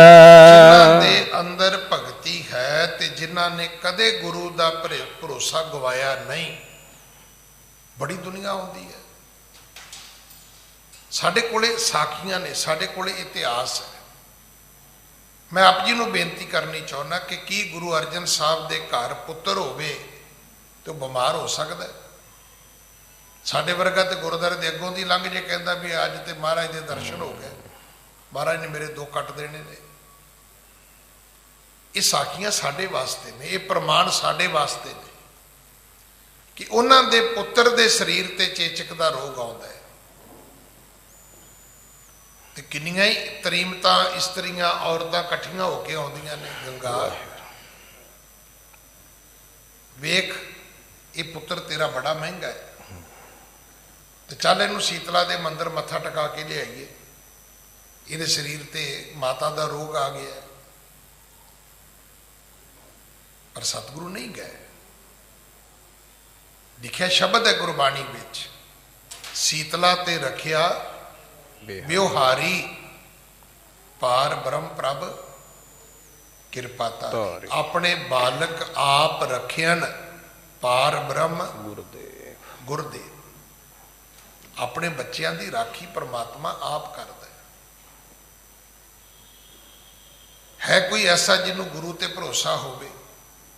ਲੱਖ ਲੋਕ ਕਹਿਣਾ ਆਹ ਕਰ ਲਓ ਜੀ, ਉਹ ਕਰ ਲਓ ਜੀ, ਆਹ ਵੀ ਕਰ ਲਓ ਜੀ, ਆਹ ਵੀ ਕਰ ਲਓ ਜੀ, ਉਹ ਕਵੇ ਮੈਂ ਕੁਛ ਨਹੀਂ ਕਰਨਾ। ਉਹਦਾ ਵਿਸ਼ਵਾਸ ਇਹ ਹੈ ਕਿ ਹੋਏਗਾ ਖਸਮ ਲਏਗਾ ਰਾਖ। ਭਾਈ ਜੇ ਮੇਰਾ ਖਸਮ ਹੋਏਗਾ ਤੇ ਮੈਨੂੰ ਰੱਖ ਲਏਗਾ, ਮੈਨੂੰ ਆਉਣ ਜਾਣ ਦੀ ਕਿਤੇ ਭਟਕਣ ਦੀ ਕੀ ਲੋੜ ਹੈ। ਸਤਿਗੁਰੂ ਕਹਿੰਦੇ ਜਿਹੜੇ ਮੈਨੂੰ ਪਿਆਰ ਕਰਦੇ ਨੇ, ਜਿਨ੍ਹਾਂ ਦੇ ਅੰਦਰ ਮੇਰਾ ਪਿਆਰ, ਜਿਨ੍ਹਾਂ ਦੇ ਅੰਦਰ ਗੁਰੂ ਦਾ ਨਿਸ਼ਚੈ, ਗੁਰੂ ਦੇ ਪ੍ਰਤੀ ਇੱਕ ਭਰੋਸਾ ਹੋਣਾ, ਇਹ ਸਭ ਤੋਂ ਵੱਡੀ ਚੀਜ਼ ਹੈ, ਜਿਹੜਾ ਅੱਜ ਸਾਡੇ ਵਿੱਚ ਨਹੀਂ ਹੈਗਾ। ਇਹ ਸ਼ਬਦ ਨੇ 20 ਵਿਸਵੇ। 20 ਵਿਸਵੇ ਕਿਹਨੂੰ ਕਹਿੰਦੇ ਨੇ? ਜੇ ਆਪਾਂ ਹਿੰਦੁਸਤਾਨੀ ਬੋਲੀ ਵਿੱਚ ਕਹੀਏ ਤੇ 100%, ਜੇ ਵਿਦੇਸ਼ੀ ਬੋਲੀ 'ਚ ਕਹੀਏ ਤੇ 100%, ਤੇ ਜੇ ਆਪਣੇ ਬਜ਼ੁਰਗਾਂ ਦੀ ਬੋਲੀ 'ਚ ਕਹੀਏ ਤੇ 20 ਵਿਸਵੇ। ਉਦੋਂ ਬਜ਼ੁਰਗਾਂ ਨੂੰ ਗਿਣਤੀ 20 ਦੀ ਆਉਂਦੀ ਸੀ। ਜਦੋਂ ਪੈਸੇ ਦਾ ਵੀ ਲੈਣ ਦੇਣ ਕਰਦੇ ਸੀ, ਮੈਂ ਖੁਦ ਨਾਨੀ ਕੋਲ ਰਿਹਾ ਆਪਣੀ ਕੋਲ, ਤੇ ਮੇਰੇ ਨਾਨੀ ਜੀ ਇੱਦਾਂ ਹੀ ਗਿਣਦੇ ਸੀ। ਉਹ ਤਾਂ ਇੰਨੇ 20 ਦੇ ਦਿਓ, ਇੰਨੇ 20 ਲੈ ਲਓ। ਉਹਨਾਂ ਨੂੰ 20 ਤੋਂ ਅੱਗੇ 21 22 ਆਉਂਦਾ ਹੀ ਨਹੀਂ ਸੀਗਾ। ਜੇ ਕੋਈ ਚੀਜ਼ ਲੈਂਦੇ ਸੀ ਤੇ ਇੰਨੇ 20 ਦੀ, ਜੇ ਚੀਜ਼ ਦਿੱਤੀ ਤੇ ਇੰਨੇ 20 ਦੀ। ਉਹ 20 ਤੋਂ ਅੱਗੇ ਜਾਂਦੇ ਹੀ ਨਹੀਂ ਸੀ, ਗਿਣਤੀ ਨਹੀਂ ਸੀ ਕਰਦੇ। 20 ਦਾ ਅਰਥ ਸੀਗਾ 100%, 100%। 20 ਵਿਸਵੇ ਗੁਰ ਕਾ ਮਨ ਮਾਨੇ, ਸੋ ਸੇਵਕ ਪਰਮੇਸ਼ਰ ਕੀ ਗਤ ਜਾਣੇ। 100% ਗੁਰੂ ਤੇ ਭਰੋਸਾ ਹੈ ਤੁਹਾਨੂੰ ਭਾਈ? ਜੇ ਭਰੋਸਾ ਹੈ ਤਾਂ ਗੁਰੂ ਨਾਨਕ ਸਾਹਿਬ ਕਹਿੰਦੇ ਨੇ ਇਹੋ ਜਿਹੇ ਜਿਹੜੇ ਮੇਰੇ ਪਿਆਰੇ ਸਿੱਖ ਨੇ, ਤੇ ਉਹਨਾਂ ਦੇ ਅੰਦਰ ਕੀ ਹੈ? ਉਹਨਾਂ ਦੇ ਅੰਦਰ ਭਗਤੀ ਹੈ। ਗੁਰੂ ਨਾਨਕ ਸਾਹਿਬ ਨੇ ਜਦੋਂ ਜਗਤ ਦਾ ਉਧਾਰ ਕੀਤਾ ਤੇ ਕੀ ਕੀਤਾ? ਕਲਯੁਗ ਬਾਬੇ ਧਾਰਿਆ, ਸਤਨਾਮ ਪੜ੍ਹ ਮੰਤਰ ਸੁਣਾਇਆ। ਹੁਣ ਫਿਰ ਪੁੱਛੀ ਜਾਂਦੇ ਗਿਆਨੀ ਜੀ ਕੋਈ ਮੰਤਰ ਹੀ ਦੇ ਦਿਓ, ਵੀ ਤੁਸੀਂ ਮੈਨੂੰ ਗੁਰੂ ਨਾਨਕ ਤੋਂ ਵੱਡਾ ਸਮਝਦੇ ਹੋ, ਵੀ ਮੈਂ ਹੋਰ ਦੇ ਦਿਆਂ ਤੁਹਾਨੂੰ ਕੋਈ? ਮੈਂ ਤੇ ਉਹਦੇ ਘਰ ਦੇ ਕੂਕਰਾਂ ਵਰਗਾ ਵੀ ਨਹੀਂ ਹੈਗਾ ਭਾਈ। ਮੈਂ ਤਾਂ ਉਹਦੇ ਘਰ ਦੇ ਨੌਕਰਾਂ ਦੇ ਨੌਕਰਾਂ ਦੇ ਨੌਕਰਾਂ ਦੇ ਨੌਕਰਾਂ ਵਰਗਾ ਵੀ ਨਹੀਂ ਹੈਗਾ। ਮੈਂ ਕਿਹੜਾ ਮੰਤਰ ਦੇ ਦਿਆਂ ਤੁਹਾਨੂੰ? ਗੁਰੂ ਨਾਨਕ ਤੁਹਾਨੂੰ ਇੱਕ ਮੰਤਰ ਦੇ ਕੇ ਗਿਆ ਹੈ, ਸਤਨਾਮ ਪੜ੍ਹ ਮੰਤਰ ਸੁਣਾਇਆ, ਤੇ ਪੜ੍ਹ ਲਓ, ਗੱਲ ਖਤਮ ਹੋ ਗਈ। ਜਪੋ, ਜਿੰਨਾ ਜਪਣਾ ਜਪ ਲਓ। ਵਾਹਿਗੁਰੂ ਗੁਰ ਮੰਤਰ ਦਿੱਤਾ ਹੈ, ਸਤਨਾਮ ਉਸ ਮਾਲਕ ਨੇ ਖੁਦ ਮੰਤਰ ਦਿੱਤਾ ਹੈ, ਬੇਮੂਲ ਮੰਤਰ ਦਿੱਤਾ ਹੈ। ਹੁਣ ਦੱਸੋ ਤੁਸੀਂ ਕਿਹੜਾ ਸਿਮਰਨਾ ਹੈ? ਇੱਕ ਬੜੀ ਹਾਸੇ ਦੀ ਗੱਲ ਹੈ, ਮੈਂ ਵੀ ਕਹਿ ਦਿੰਦਾ ਹੁੰਦਾ, ਸ਼ਾਇਦ ਤੁਸੀਂ ਵੀ ਕਹਿੰਦੇ ਹੋ ਕਦੇ, ਗਿਆਨੀ ਜੀ ਹੋਰ ਸੇਵਾ ਦੱਸੋ। ਮੈਂ ਕਹਿੰਦਾ ਨਾ, ਜਿਹੜੀ ਪਹਿਲਾਂ ਕੀਤੀ ਉਹ ਦੱਸ ਦੇ ਕਿਹੜੀ ਕੀਤੀ। ਕਦੇ ਕੱਪੜੇ ਸਵਾ ਕੇ ਦਿੱਤੇ ਹੋਣ, ਕਦੇ ਕਿਤੇ ਇੱਥੋਂ ਗੱਡੀ ਤੇ ਬਿਠਾ ਕੇ ਉੱਥੇ ਉਤਾਰਿਆ ਹੋਵੇ, ਤੇ ਫਿਰ ਹੋਰ ਸੇਵਾ ਦੱਸੋ ਜੀ, ਵੀ ਪਹਿਲੇ ਤੇ ਕੀਤੀ ਕੋਈ ਨਹੀਂ, ਹੋਰ ਕਿਹੜੀ ਦੱਸ ਦਈਏ ਤੁਹਾਨੂੰ? ਗਿਆਨੀ ਜੀ ਕੋਈ ਸ਼ਬਦ ਦੱਸੋ ਵੀ ਜਿਹਦਾ ਸਾਰਾ ਗੁਰੂ ਗ੍ਰੰਥ ਸਾਹਿਬ ਪੜ੍ਹ ਲਿਆ ਨੇ। ਪੜ੍ਹਿਆ ਤੇ ਤੂੰ ਉੜਾ ਵੀ ਨਹੀਂ ਗੁਰੂ ਨਾਨਕ ਦੇ ਘਰ ਦਾ, ਤੈਨੂੰ ਹੋਰ ਕੀ ਦੱਸ ਦੂਗਾ ਕੋਈ? ਜੇ ਤੇ ਸਾਰੀ ਗੁਰਬਾਣੀ ਪੜ੍ਹ ਲਈ ਤੇ ਤੂੰ ਕਵੇਂ ਜੀ ਗੁਰਬਾਣੀ ਪੜ੍ਹ ਕੇ ਮੇਰਾ ਤੇ ਕੰਮ ਹੋਇਆ ਨਹੀਂ। ਮੇਰਾ ਤੇ ਕੋਈ ਵਿਸ਼ਵਾਸ ਹੈ ਵੀ ਕੋਈ ਵਿਅਕਤੀ ਹੈ ਜਿਹੜਾ ਕਵੇ ਬਾਣੀ ਪੜ੍ਹਨ ਨਾਲ ਮੇਰੇ ਫੋੜੇ ਫਿੰਡਸੀਆਂ ਹੁੰਦੇ ਨੇ, ਬਾਣੀ ਪੜ੍ਹਨ ਨਾਲ ਮੇਰਾ ਕੰਮ ਰੁਕ ਗਿਆ, ਬਾਣੀ ਪੜ੍ਹਨ ਨਾਲ ਮੇਰਾ ਸਰੀਰ ਖਰਾਬ ਹੋਣ ਲੱਗ ਗਿਆ। ਨਹੀਂ, ਇਸ ਗੁਰਬਾਣੀ ਨੂੰ ਜਿਹੜਾ ਵੀ ਵਿਅਕਤੀ ਪੜ੍ਹੇਗਾ, ਅਗਰ ਮੇਰੇ ਸਰੀਰ ਤੇ ਰੋਗ ਆ ਰਿਹਾ ਹੈ ਤੇ ਮੇਰੀਆਂ ਗਲਤੀਆਂ ਨੇ, ਮੇਰੇ ਕੰਮ ਵਿਗੜ ਰਹੇ ਨੇ, ਮੇਰੀਆਂ ਗਲਤੀਆਂ ਨੇ, ਮੇਰੀਆਂ ਭੁੱਲਾਂ ਨੇ, ਇਹ ਮੇਰੇ ਆਪਣੇ ਕਰਮਾਂ ਦਾ ਦੋਸ਼ ਹੈ, ਇਹ ਗੁਰੂ ਦੀ ਬਾਣੀ ਦਾ ਦੋਸ਼ ਨਹੀਂ ਹੈ। ਭੋਜਨ ਕੋ ਕਰੈ ਹਿਤ ਸੋ ਗੁਰ, ਸਿੱਖਨ ਕੋ ਗੁਰ ਸਿੱਖ ਖੁਆਰੈ। ਭੋਜਨ ਕੋ ਕਰਹਿ ਹਿਤ ਸੋ ਗੁਰ। ਜਿਹੜਾ ਸਿੱਖ ਭੋਜਨ ਕਰਦਾ ਹੈ, ਭੋਜਨ ਕਰਨ ਲੱਗਾ ਵੀ ਸਿੱਖ ਵਾਹਿਗੁਰੂ ਕਹਿੰਦਾ ਹੈ, ਹੱਥ ਜੋੜਦਾ ਹੈ ਕਿ ਦਾਤਾ ਤੂੰ ਮੈਨੂੰ ਖਾਣ ਲਈ ਰੋਟੀ ਦਿੱਤੀ ਹੈ। ਫਿਰ ਗੁਰ ਸਿੱਖਣ ਕੋ ਗੁਰ ਸਿੱਖ ਖਵਾਰੈ, ਫਿਰ ਉਹ ਸਿੱਖ ਜਿਹੜਾ ਕਿਸੇ ਹੋਰ ਸਿੱਖ ਨੂੰ ਖਵਾਵੇ। ਦੇਖੋ ਇਹ ਚੀਜ਼ ਮੈਂ ਫਿਰ ਬੇਨਤੀ ਕਰਾਂ ਵੀ ਅਸੀਂ ਜਹਾਜ਼ ਤਾਂ ਚਲਾ ਲਿਆ ਪਰ ਘਰ ਤੇ ਗਵਾਤਾ।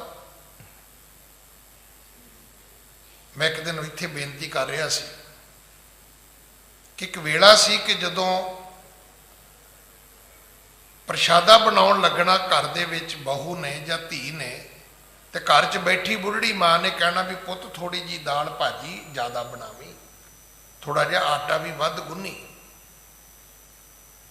ਪੁੱਤ ਖਾਂਦਿਆਂ ਕੋਈ ਆ ਗਿਆ ਤੇ ਕੀ ਕਵਾਂਗੇ ਆਪਾਂ, ਜਾਂ ਖਾਣ ਤੋਂ ਬਾਅਦ ਵੀ ਕੋਈ ਆ ਗਿਆ ਪੁੱਤਰ ਰਾਤ ਨੂੰ ਕੋਈ ਵੇਲੇ ਕੁ ਆ ਗਿਆ ਤਾਂ ਉਹਨੂੰ ਕੀ ਜਵਾਬ ਦੇਾਂਗੇ ਵੀ ਦਾਲ ਸਬਜ਼ੀ ਹੈ ਨਹੀਂ ਸਾਡੇ ਘਰ। ਤੇ ਮੈਨੂੰ ਕਿਸੇ ਨੇ ਫੋਨ ਕਰਕੇ ਕਿਹਾ, ਕਹਿੰਦਾ ਗਿਆਨੀ ਜੀ ਇਹਦੇ 'ਚ ਅਮੈਂਡਮੈਂਟ ਕਰੋ ਥੋੜੀ ਜੀ। ਮੈਂ ਕਿਹਾ ਦੱਸੋ। ਕਹਿੰਦਾ ਜਦੋਂ ਬਾਹਰ ਖੇਤ ਰੋਟੀ ਲੈ ਕੇ ਕੋਈ ਜਾਂਦਾ ਸੀ ਨਾ, ਤੇ ਘਰ ਦੀ ਬੁੱਢੜੀ ਮਾਂ ਕਹਿੰਦੀ ਸੀ ਵੀ ਧੀਏ 2-4 ਰੋਟੀਆਂ ਵੱਧ ਤੇ ਥੋੜੀ ਜਿਹੀ ਸਬਜ਼ੀ ਵੱਧ ਪਾਵੀਂ, ਉਹ ਨਾ ਹੋਵੇ ਵੀ ਇਹਨਾਂ ਦੇ ਖਾਂਦਿਆਂ ਉੱਥੇ ਕੋਈ ਆ ਜਾਵੇ ਤੇ ਇਹ ਉਹਨੂੰ ਰੋਟੀ ਨਾ ਖਵਾ ਸਕਣ। ਇਹਨੂੰ ਧਰਮ ਕਹਿੰਦੇ ਸੀ। ਆਪਣੇ ਖੇਤ ਵਿੱਚ ਤੁਸੀਂ ਰੋਟੀ ਖਾ ਰਹੇ, ਕੋਈ ਬੰਦਾ ਉੱਤੋਂ ਆ ਗਿਆ ਤੇ ਸਾਡਾ ਸਲੀਕਾ ਇਹ ਹੈ ਕਿ ਅਗਲੇ ਨੂੰ ਕਹਿਣਾ ਭਾਜੀ ਤੁਸੀਂ ਵੀ ਖਾਓ। ਘਰੋਂ ਸਵਾਣੀਆਂ ਇੱਕ ਬੰਦੇ ਦੀ 2 ਬੰਦਿਆਂ ਦੀ ਰੋਟੀ ਵੱਧ ਕਰਦੀਆਂ ਸੀ ਬਾਹਰ, ਵੀ ਜੇ ਸਾਡੇ ਬੰਦਿਆਂ ਦੇ ਖਾਂਦਿਆਂ ਕੋਈ ਹੋਰ ਬੰਦਾ ਆ ਗਿਆ ਤੇ ਘੱਟੋ ਘੱਟ ਰੋਟੀ ਪੁੱਛਣ ਜੋਗੇ ਤੇ ਹੁਣ ਵੀ ਭਾਜੀ ਆਈ ਹੈ ਘਰੋਂ ਛਕੋ ਨਾ। ਸਤਿਗੁਰੂ ਕਹਿਣ ਲੱਗੇ ਮਰਦਾਨਿਆਂ, ਉਹ ਸਿੱਖ ਜਿਹੜਾ ਗੁਰੂ ਦੇ ਭਾਉ ਵਿੱਚ ਖਾਵੇ ਤੇ ਗੁਰੂ ਦੇ ਭਾਉ ਵਿੱਚ ਖਵਾਵੇ। ਜਦੋਂ ਤੁਸੀਂ ਰੋਟੀ ਕਿਸੇ ਨੂੰ ਖਵਾਉਣੀ ਹੈ ਨਾ, ਉਦੋਂ ਇੱਕ ਗੱਲ ਦਾ ਧਿਆਨ ਰੱਖਣਾ, ਗੱਲ ਬੰਦੇ ਦੀ ਨਹੀਂ ਹੈ, ਗੱਲ ਗੁਰੂ ਦੀ ਹੈ। ਤੁਸੀਂ ਕਿਹਨੂੰ ਖਵਾ ਰਹੇ ਹੋ? ਗੁਰੂ ਨੂੰ। ਪੁੱਛੋ ਹੁਣ ਭਾਈ ਕਨਈਏ ਨੂੰ ਕਿ ਜਿਹੜਾ ਤੁਸੀਂ ਪਾਣੀ ਪਿਆਇਆ ਕਿਹਨੂੰ ਪਿਆਇਆ ਸੀ? ਉਹ ਸਾਖੀ ਸਾਰਿਆਂ ਨੇ ਸੁਣੀ ਹੈ। ਸ਼ਿਕਾਇਤ ਹੋਈ, ਗੁਰੂ ਜੀ ਨੇ ਬੁਲਾ ਲਿਆ। ਗੁਰੂ ਜੀ ਨੇ ਪੁੱਛਿਆ ਕਿਉਂ ਕਨਈਆ ਤੂੰ ਪਾਣੀ ਪਿਲਾ ਰਿਹਾ ਹੈ? ਕਹਿੰਦਾ ਜੀ ਬਿਲਕੁਲ, ਤੁਸੀਂ ਡਿਊਟੀ ਲਾਈ ਮੇਰੀ, ਤੁਹਾਡਾ ਹੁਕਮ ਹੈ, ਮੈਂ ਪਾਣੀ ਪਿਆ ਰਿਹਾ। ਪਤਾ ਲੱਗਾ ਤੂੰ ਦੁਸ਼ਮਣਾਂ ਨੂੰ ਪਾਣੀ ਪਿਆ ਰਿਹਾ ਹੈ? ਕਹਿਣ ਲੱਗਾ ਜੀ ਇਹ ਝੂਠ ਹੈ। ਜੰਗ ਵਿੱਚ ਪਾਣੀ ਪਿਆ ਰਿਹਾ ਇਹ ਗੱਲ ਸੱਚ ਹੈ, ਪਰ ਦੁਸ਼ਮਣ ਨੂੰ ਪਿਆ ਰਿਹਾ ਇਹ ਝੂਠ ਹੈ। ਪੁੱਛਿਆ ਫਿਰ ਤੂੰ ਕਿਹਨੂੰ ਪਿਆਉਣਾ ਹੈ? ਕਹਿੰਦਾ ਜੀ ਜਿਹਦੇ ਚੋਂ ਮੈਨੂੰ ਤੁਸੀਂ ਨਜ਼ਰ ਆਉਂਦੇ ਹੋ ਮੈਂ ਉਹਨੂੰ ਪਿਆ ਦਿੰਦਾ। ਅਗਰ ਇਹ ਸਾਖੀ ਦੇ ਵਿੱਚ ਕੋਈ ਮੈਂ ਫਰਕ ਪਾਇਆ ਤੇ ਮੈਨੂੰ ਦੱਸ ਦਿਓ। ਜਦੋਂ ਵੀ ਇਹ ਸਾਖੀ ਸੁਣੀ ਤੁਸੀਂ ਏਦਾਂ ਹੀ ਸੁਣੀ ਹੈ। ਗੁਰੂ ਨਾਨਕ ਸਾਹਿਬ ਕਹਿਣ ਲੱਗੇ ਕਿ ਜਦੋਂ ਸਾਡੇ ਪਿਆਰ ਵਿੱਚ ਕੋਈ ਸਿੱਖ ਦੂਜੇ ਸਿੱਖ ਨੂੰ ਖਵਾਉਂਦਾ ਹੈ, ਹਾਂਜੀ, ਸੋ ਮੋਹਿ ਪ੍ਰਾਪਤ ਹੋਵਤ ਹੈ ਤਬ ਜਾਏ ਛੁਦਾ ਰਹੋ ਤਾਹੇ ਆਧਾਰ। ਸਤਿਗੁਰੂ ਕਹਿਣ ਲੱਗੇ ਫਿਰ ਉਹ ਭੋਜਨ ਮੈਨੂੰ ਪਹੁੰਚਦਾ ਹੈ। ਮੈਂ ਸ਼ੁਰੂ ਚ ਬੇਨਤੀ ਕੀਤੀ ਸੀ ਮਾਂ ਦੀ। ਹੁਣ ਜੇ ਸੱਚਮੁੱਚ ਘਰ ਚ ਮਾਂ ਹੋਵੇ ਤੇ ਤੁਸੀਂ ਅੱਜ ਤੋਂ ਬਾਅਦ ਵੇਖਿਓ ਜੀ, ਇਹ ਸੱਚੀ ਗੱਲ ਹੈ। ਮੈਂ ਖੁਦ ਆਪਣੀ ਮਾਂ ਨੂੰ ਬਹੁਤੀ ਵਾਰੀ ਰੋਟੀ ਖਾਂਦੇ ਮੈਂ ਨਹੀਂ ਵੇਖਿਆ। ਪਰ ਜਦੋਂ ਬਹੁਤ ਬਜ਼ੁਰਗ ਹੋ ਗਈ ਤੇ ਘਰ ਵਾਲੀ ਮੇਰੀ ਖਵਾਉਂਦੀ ਸੀ ਤੇ ਉਹ ਖਾਂਦੀ ਸੀ। ਜਦੋਂ ਕਦੇ ਮੇਰੇ ਕੋਲ ਆਉਣਾ ਹੁੰਦਾ, ਬਹੁਤਾ ਤੇ ਮੇਰੇ ਵੱਡੇ ਭਰਾ ਕੋਲ ਰਹਿੰਦੀ ਸੀ, ਉਦੋਂ ਮੈਂ ਵੇਖਿਆ। ਪਰ ਜਦੋਂ ਉਹ ਖੁਦ ਮਾਂ ਬਣ ਕੇ ਸਾਨੂੰ ਖਵਾਉਂਦੀ ਸੀ, ਮੈਂ ਨਹੀਂ ਉਹਨੂੰ ਵੇਖਿਆ ਵੀ ਉਹਨੇ ਰੋਟੀ ਕਦੋਂ ਖਾਧੀ ਹੈ। ਤੁਸੀਂ ਵੀ ਨਹੀਂ ਵੇਖਿਆ ਹੋਣਾ। ਉਹ ਕਦੇ ਪਤੀ ਦੀ ਥਾਲੀ ਚੋਂ ਖਾ ਲਈ, ਕਦੇ ਪੁੱਤ ਦੀ ਥਾਲੀ ਚੋਂ ਖਾ ਲਈ, ਕਦੇ ਧੀ ਦੀ ਥਾਲੀ ਚੋਂ ਖਾ ਲਈ, ਕਦੇ ਬੁਰਕੀ ਇੱਥੋਂ ਖਾ ਲਈ, ਕਦੇ ਉੱਥੋਂ ਖਾ ਲਈ। ਔਰ ਇਹਨੂੰ ਵੀ ਛੱਡੋ, ਹੁਣ ਧੰਨ ਸ਼੍ਰੀ ਗੁਰੂ ਗ੍ਰੰਥ ਸਾਹਿਬ ਜੀ ਨੂੰ ਪੁੱਛ ਲਓ। ਸੱਚੇ ਪਾਤਸ਼ਾਹ ਕਹਿੰਦੇ ਨੇ ਮਾਤਾ ਪ੍ਰੀਤ ਕਰੇ ਪੁੱਤ ਖਾਏ, ਮੀਨੇ ਪ੍ਰੀਤ ਭਈ ਜਲ ਨਾਏ। ਤੁਸੀਂ ਮੱਛੀ ਨੂੰ ਖੁਸ਼ ਹੋਇਆ ਵੇਖਿਆ ਕਦੇ? ਮੱਛੀ ਨੂੰ ਛਾਲਾ ਮਾਰਦਿਆਂ, ਉਛਲਦਿਆਂ, ਤਾਰੀਆਂ ਲਾਉਂਦਿਆਂ। ਖਾਸ ਕਰਕੇ ਆਪਾਂ ਇਸ ਗੱਲ ਦੇ ਲਈ ਬਹੁਤ ਨੇੜੇ ਆ ਕਿ ਸਰੋਵਰਾਂ ਦੇ ਵਿੱਚ ਮੱਛੀਆਂ ਹੁੰਦੀਆਂ ਨੇ ਗੁਰਦੁਆਰਿਆਂ 'ਚ, ਤੇ ਉੱਥੇ ਮੋਟਾ ਮੋਟਾ ਲਿਖ ਕੇ ਲਾਇਆ ਹੁੰਦਾ ਹੈ ਕਿ ਇਹਨਾਂ ਨੂੰ ਪ੍ਰਸ਼ਾਦ ਨਹੀਂ ਪਾਉਣਾ। ਪਰ ਅਸੀਂ ਜਿੱਥੇ ਲਿਖਿਆ ਹੋਵੇ ਨੋ ਪਾਰਕਿੰਗ, ਅਸੀਂ ਗੱਡੀ ਪਾਰਕ ਹੀ ਉੱਥੇ ਕਰਨੀ ਹੁੰਦੀ ਹੈ। ਅਸੀਂ ਪ੍ਰਸ਼ਾਦ ਜ਼ਰੂਰ ਪਾਉਣਾ ਹੈ। ਸਭ ਤੋਂ ਘੱਟ ਡਾਈਟ ਹੈ ਮੱਛੀ ਦੀ, ਸਭ ਤੋਂ ਘੱਟ। ਜਿਹਨਾਂ ਲੋਕਾਂ ਨੇ ਘਰਾਂ 'ਚ ਮੱਛੀਆਂ ਰੱਖੀਆਂ ਨੇ ਉਹ ਥੋੜ੍ਹੇ ਥੋੜ੍ਹੇ ਦਾਣਿਆਂ ਨਾਲ ਹੀ ਕਹਿੰਦੇ ਮੱਛੀ ਪਲ ਜਾਂਦੀ ਹੈ, ਵੱਧ ਖਾ ਲੇ ਤੇ ਮਰ ਜਾਂਦੀ ਹੈ। ਸਤਿਗੁਰਾਂ ਨੇ ਨਿਚੋੜ ਦੱਸਿਆ ਕਿ ਕਦੇ ਪ੍ਰਸ਼ਾਦ ਖਾ ਕੇ ਤੁਹਾਡੇ ਸਾਹਮਣੇ ਮੱਛੀ ਨੇ ਤਾਰੀ ਲਾਈ? ਮੱਛੀਆਂ ਲੜਦੀਆਂ ਤੇ ਵੇਖੀਆਂ ਨੇ, ਮੈਂ ਦਰਬਾਰ ਸਾਹਿਬ ਵੇਖੀਆਂ ਪ੍ਰਸ਼ਾਦ ਤੋਂ, ਇੱਕ ਦੂਜੇ ਨਾਲ ਲੜ ਪੈਂਦੀਆਂ ਨੇ ਖਾਣ ਤੋਂ, ਸਾਡੇ ਵਰਗੀਆਂ ਹੀ ਨੇ। ਪਰ ਤਾਰੀ ਲਾਉਂਦੀਆਂ ਨਹੀਂ ਤੁਸੀਂ ਵੇਖੀਆਂ ਹੋਣੀਆਂ। ਸਤਿਗੁਰੂ ਕਹਿੰਦੇ ਨੇ ਜਿਵੇਂ ਮੱਛੀ ਪਾਣੀ ਵਿੱਚ ਖੁਸ਼ ਹੁੰਦੀ ਹੈ, ਨਹਾ ਕੇ ਤਰ ਕੇ, ਖਾ ਕੇ ਨਹੀਂ ਹੁੰਦੀ, ਬਿਲਕੁਲ ਉਸੇ ਤਰ੍ਹਾਂ ਮਾਤਾ ਪ੍ਰੀਤ ਕਰੇ ਪੁੱਤ ਖਾਏ। ਤੁਸੀਂ ਅੱਜ ਵੀ ਕਿਸੇ ਵੀ ਮਾਂ ਨੂੰ, ਜਿਹੜੀ ਟ੍ਰੈਡੀਸ਼ਨਲ ਮਾਂ ਹੋਵੇ, ਮੈਮ ਨਾ ਹੋਵੇ ਘਰ 'ਚ, ਜਿਹੜੀ ਅੱਜ ਵੀ ਟ੍ਰੈਡੀਸ਼ਨਲ ਮਾਂ ਹੈ, ਆਪਣੇ ਹੱਥੀਂ ਬੱਚਾ ਨਵਾਉਂਦੀ ਹੋਵੇ, ਆਪਣੇ ਨਾਲ ਲੈ ਕੇ ਸੌਂਦੀ ਹੋਵੇ, ਆਪਣੇ ਹੱਥੀਂ ਖਵਾਉਂਦੀ ਹੋਵੇ, ਉਸ ਮਾਂ ਨੂੰ ਪੁੱਛ ਲਿਓ ਵੀ ਸੁਣਾਓ ਜੀ ਕਾਕੇ ਦਾ ਕੀ ਹਾਲ ਹੈ? ਕਹਿੰਦੀ ਬਾਕੀ ਤੇ ਠੀਕ ਹੈ, ਖਾਂਦਾ ਕੁਝ ਨਹੀਂ ਹੈ। ਤੇ ਪੁੱਛੋ ਵੀ ਤੂੰ ਸਾਰਾ ਦਿਨ ਕੀ ਕਰਦੀ ਹੈ ਫਿਰ? ਹਾਲਾਂਕਿ ਸਾਰਾ ਦਿਨ ਉਹ ਉਸੇ ਨੂੰ ਖਵਾਉਂਦੀ ਹੋ। ਉਹਦਾ ਮਤਲਬ ਇਹ ਹੁੰਦਾ ਵੀ ਮੈਂ ਜਿੰਨਾ ਕੁਝ ਬਣਾਉਣੀ ਉਹਨਾਂ ਨਹੀਂ ਖਾਂਦਾ ਹੈ। ਭਾਵੇਂ ਸਾਰੀ ਫਰਿੱਜ ਖਾਲੀ ਕਰ ਦੇ, ਪਰ ਮਾਂ ਦੀ ਕੰਪਲੇਂਟ ਅਜੇ ਵੀ ਇੱਥੇ ਹੀ ਹੈ। ਜਿਹੜੀ ਮੈਮ ਹੈ ਉਹਦੀ ਜੀ ਪੜ੍ਹਦਾ ਨਹੀਂ ਹੈ, ਬਸਤਾ ਤੋਂ ਕੋਈ ਚੁੱਕਿਆ ਨਹੀਂ ਜਾਂਦਾ, ਮਾਰਨਾ ਹੀ ਇਹਨੂੰ। ਮੈਮ ਦੀ ਪੋਜੀਸ਼ਨ ਇਹ ਹੈ, ਉਹ ਤੁਹਾਨੂੰ ਕੰਪਲੇਂਟ ਕਰੇਗੀ ਜੀ ਪੜ੍ਹਦਾ ਨਹੀਂ, ਕਿਉਂਕਿ ਮੈਡਮ ਹੋ ਗਈ ਨਾ, ਮਾਂ ਰਹੀ ਨਹੀਂ। ਮੈਂ ਅੱਜ ਵੀ ਬੇਨਤੀ ਕਰਾਂਗਾ, ਮਾਂ ਬਣੋ, ਮੈਡਮ ਨਾ ਬਣੋ। ਤੁਸੀਂ ਫਿਰ ਕਹਿੰਦੇ ਹੋ ਜੀ ਬੱਚੇ ਸਾਨੂੰ ਜੀ ਨੇੜ ਨਹੀਂ ਕਰਦੇ। ਬੱਚੇ ਸਵਾਹ ਨੇੜ ਕਰਨ ਵੀ ਸਕੂਲੋਂ ਜਾਣ ਛੁੱਟੀ, ਘਰ ਆਏ, ਘਰ ਮਾਂ ਮਿਲਦੀ, ਮਾਂ ਚੁੱਕਦੀ, ਮਾਂ ਉਹਨੂੰ ਚੁੰਮਦੀ, ਮਾਂ ਉਹਦੇ ਕੱਪੜੇ ਬਦਲਦੀ, ਮਾਂ ਉਹਨੂੰ ਰੋਟੀ ਖਵਾਉਂਦੀ। ਅੱਗੋਂ ਮਿਲੀ ਮੈਡਮ, ਅੱਛਾ ਲਿਆ ਕੀ ਹੋਮਵਰਕ ਮਿਲਿਆ? ਉਹ ਕਹਿੰਦਾ ਸਤਿਆਨਾਸ, ਇੱਕ ਤੋਂ ਛੁੱਟ ਗਿਆ, ਦੂਜੀ ਫੇਰ ਟੱਕਰ ਗਈ। ਮੇਰੀ ਗੱਲ ਦਾ ਗੁੱਸਾ ਨਾ ਕਰਨਾ। ਬੱਚਾ ਘਰ ਆਇਆ, ਪਤਾ ਨਹੀਂ ਉਹਨੂੰ ਕਿਤੇ ਅੱਧੀ ਛੁੱਟੀ 'ਚ ਨਿਆਣਿਆਂ ਕੁੱਟਿਆ ਹੋਣਾ, ਸਵੇਰੇ ਮਾਸਟਰ ਨੇ ਕੁੱਟਿਆ ਹੋਣਾ।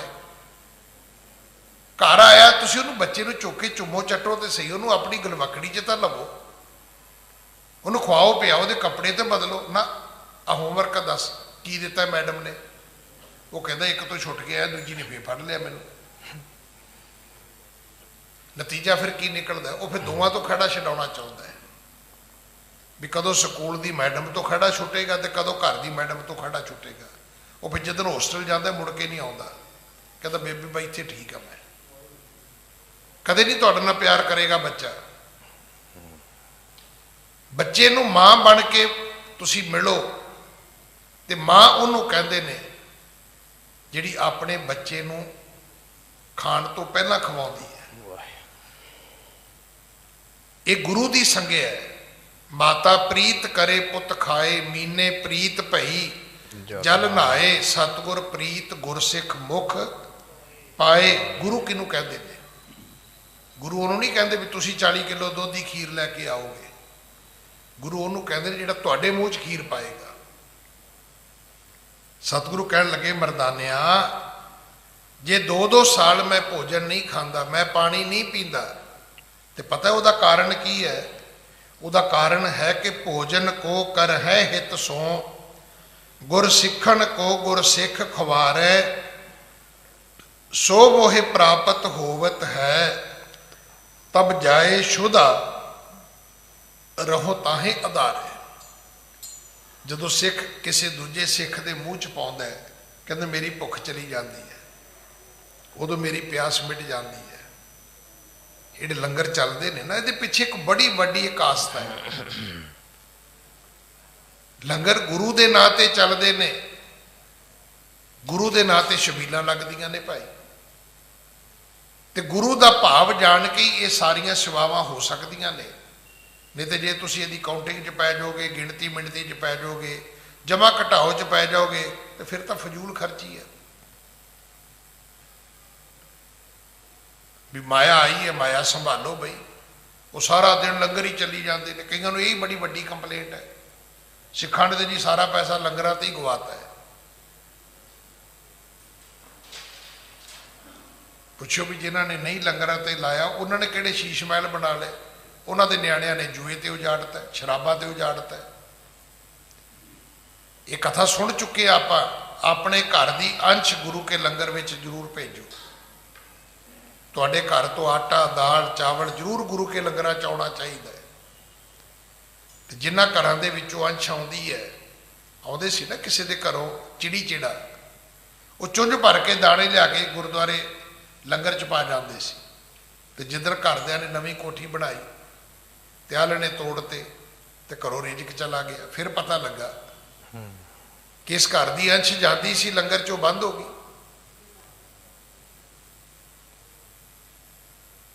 ਮੈਂ ਤੇ ਰੋਜ਼ ਬੇਨਤੀ ਕਰਦਾ ਵੀ ਦਿੱਤਾ ਲਈਏ ਆਪਣਾ। ਜੇ ਆਪਣੇ ਹੱਥੀ ਕੁਝ ਦਿੱਤਾ ਤੇ ਵਾਪਸ ਲੈ ਲੋਗੇ ਤੁਸੀਂ ਭਾਈ। ਅਣ ਦਿੱਤਾ ਕਿ ਹੱਥ ਨਾ ਆਵੇ। ਜੇ ਆਪਣੇ ਹੱਥੋਂ ਕੁਝ ਨਹੀਂ ਦਿੱਤਾ ਤੇ ਤੁਹਾਨੂੰ ਕਿਸੇ ਨੇ ਕੀ ਦੇਣਾ ਹੈ। ਕਿਸੇ ਨੂੰ ਇੱਜ਼ਤ ਦਿਓਗੇ, ਇੱਜ਼ਤ ਲੈ ਲੋਗੇ। ਕਿਸੇ ਦੀ ਮਦਦ ਕਰੋਗੇ, ਆਪਣੀ ਹੋ ਜਾਏਗੀ ਤੁਹਾਡੀ।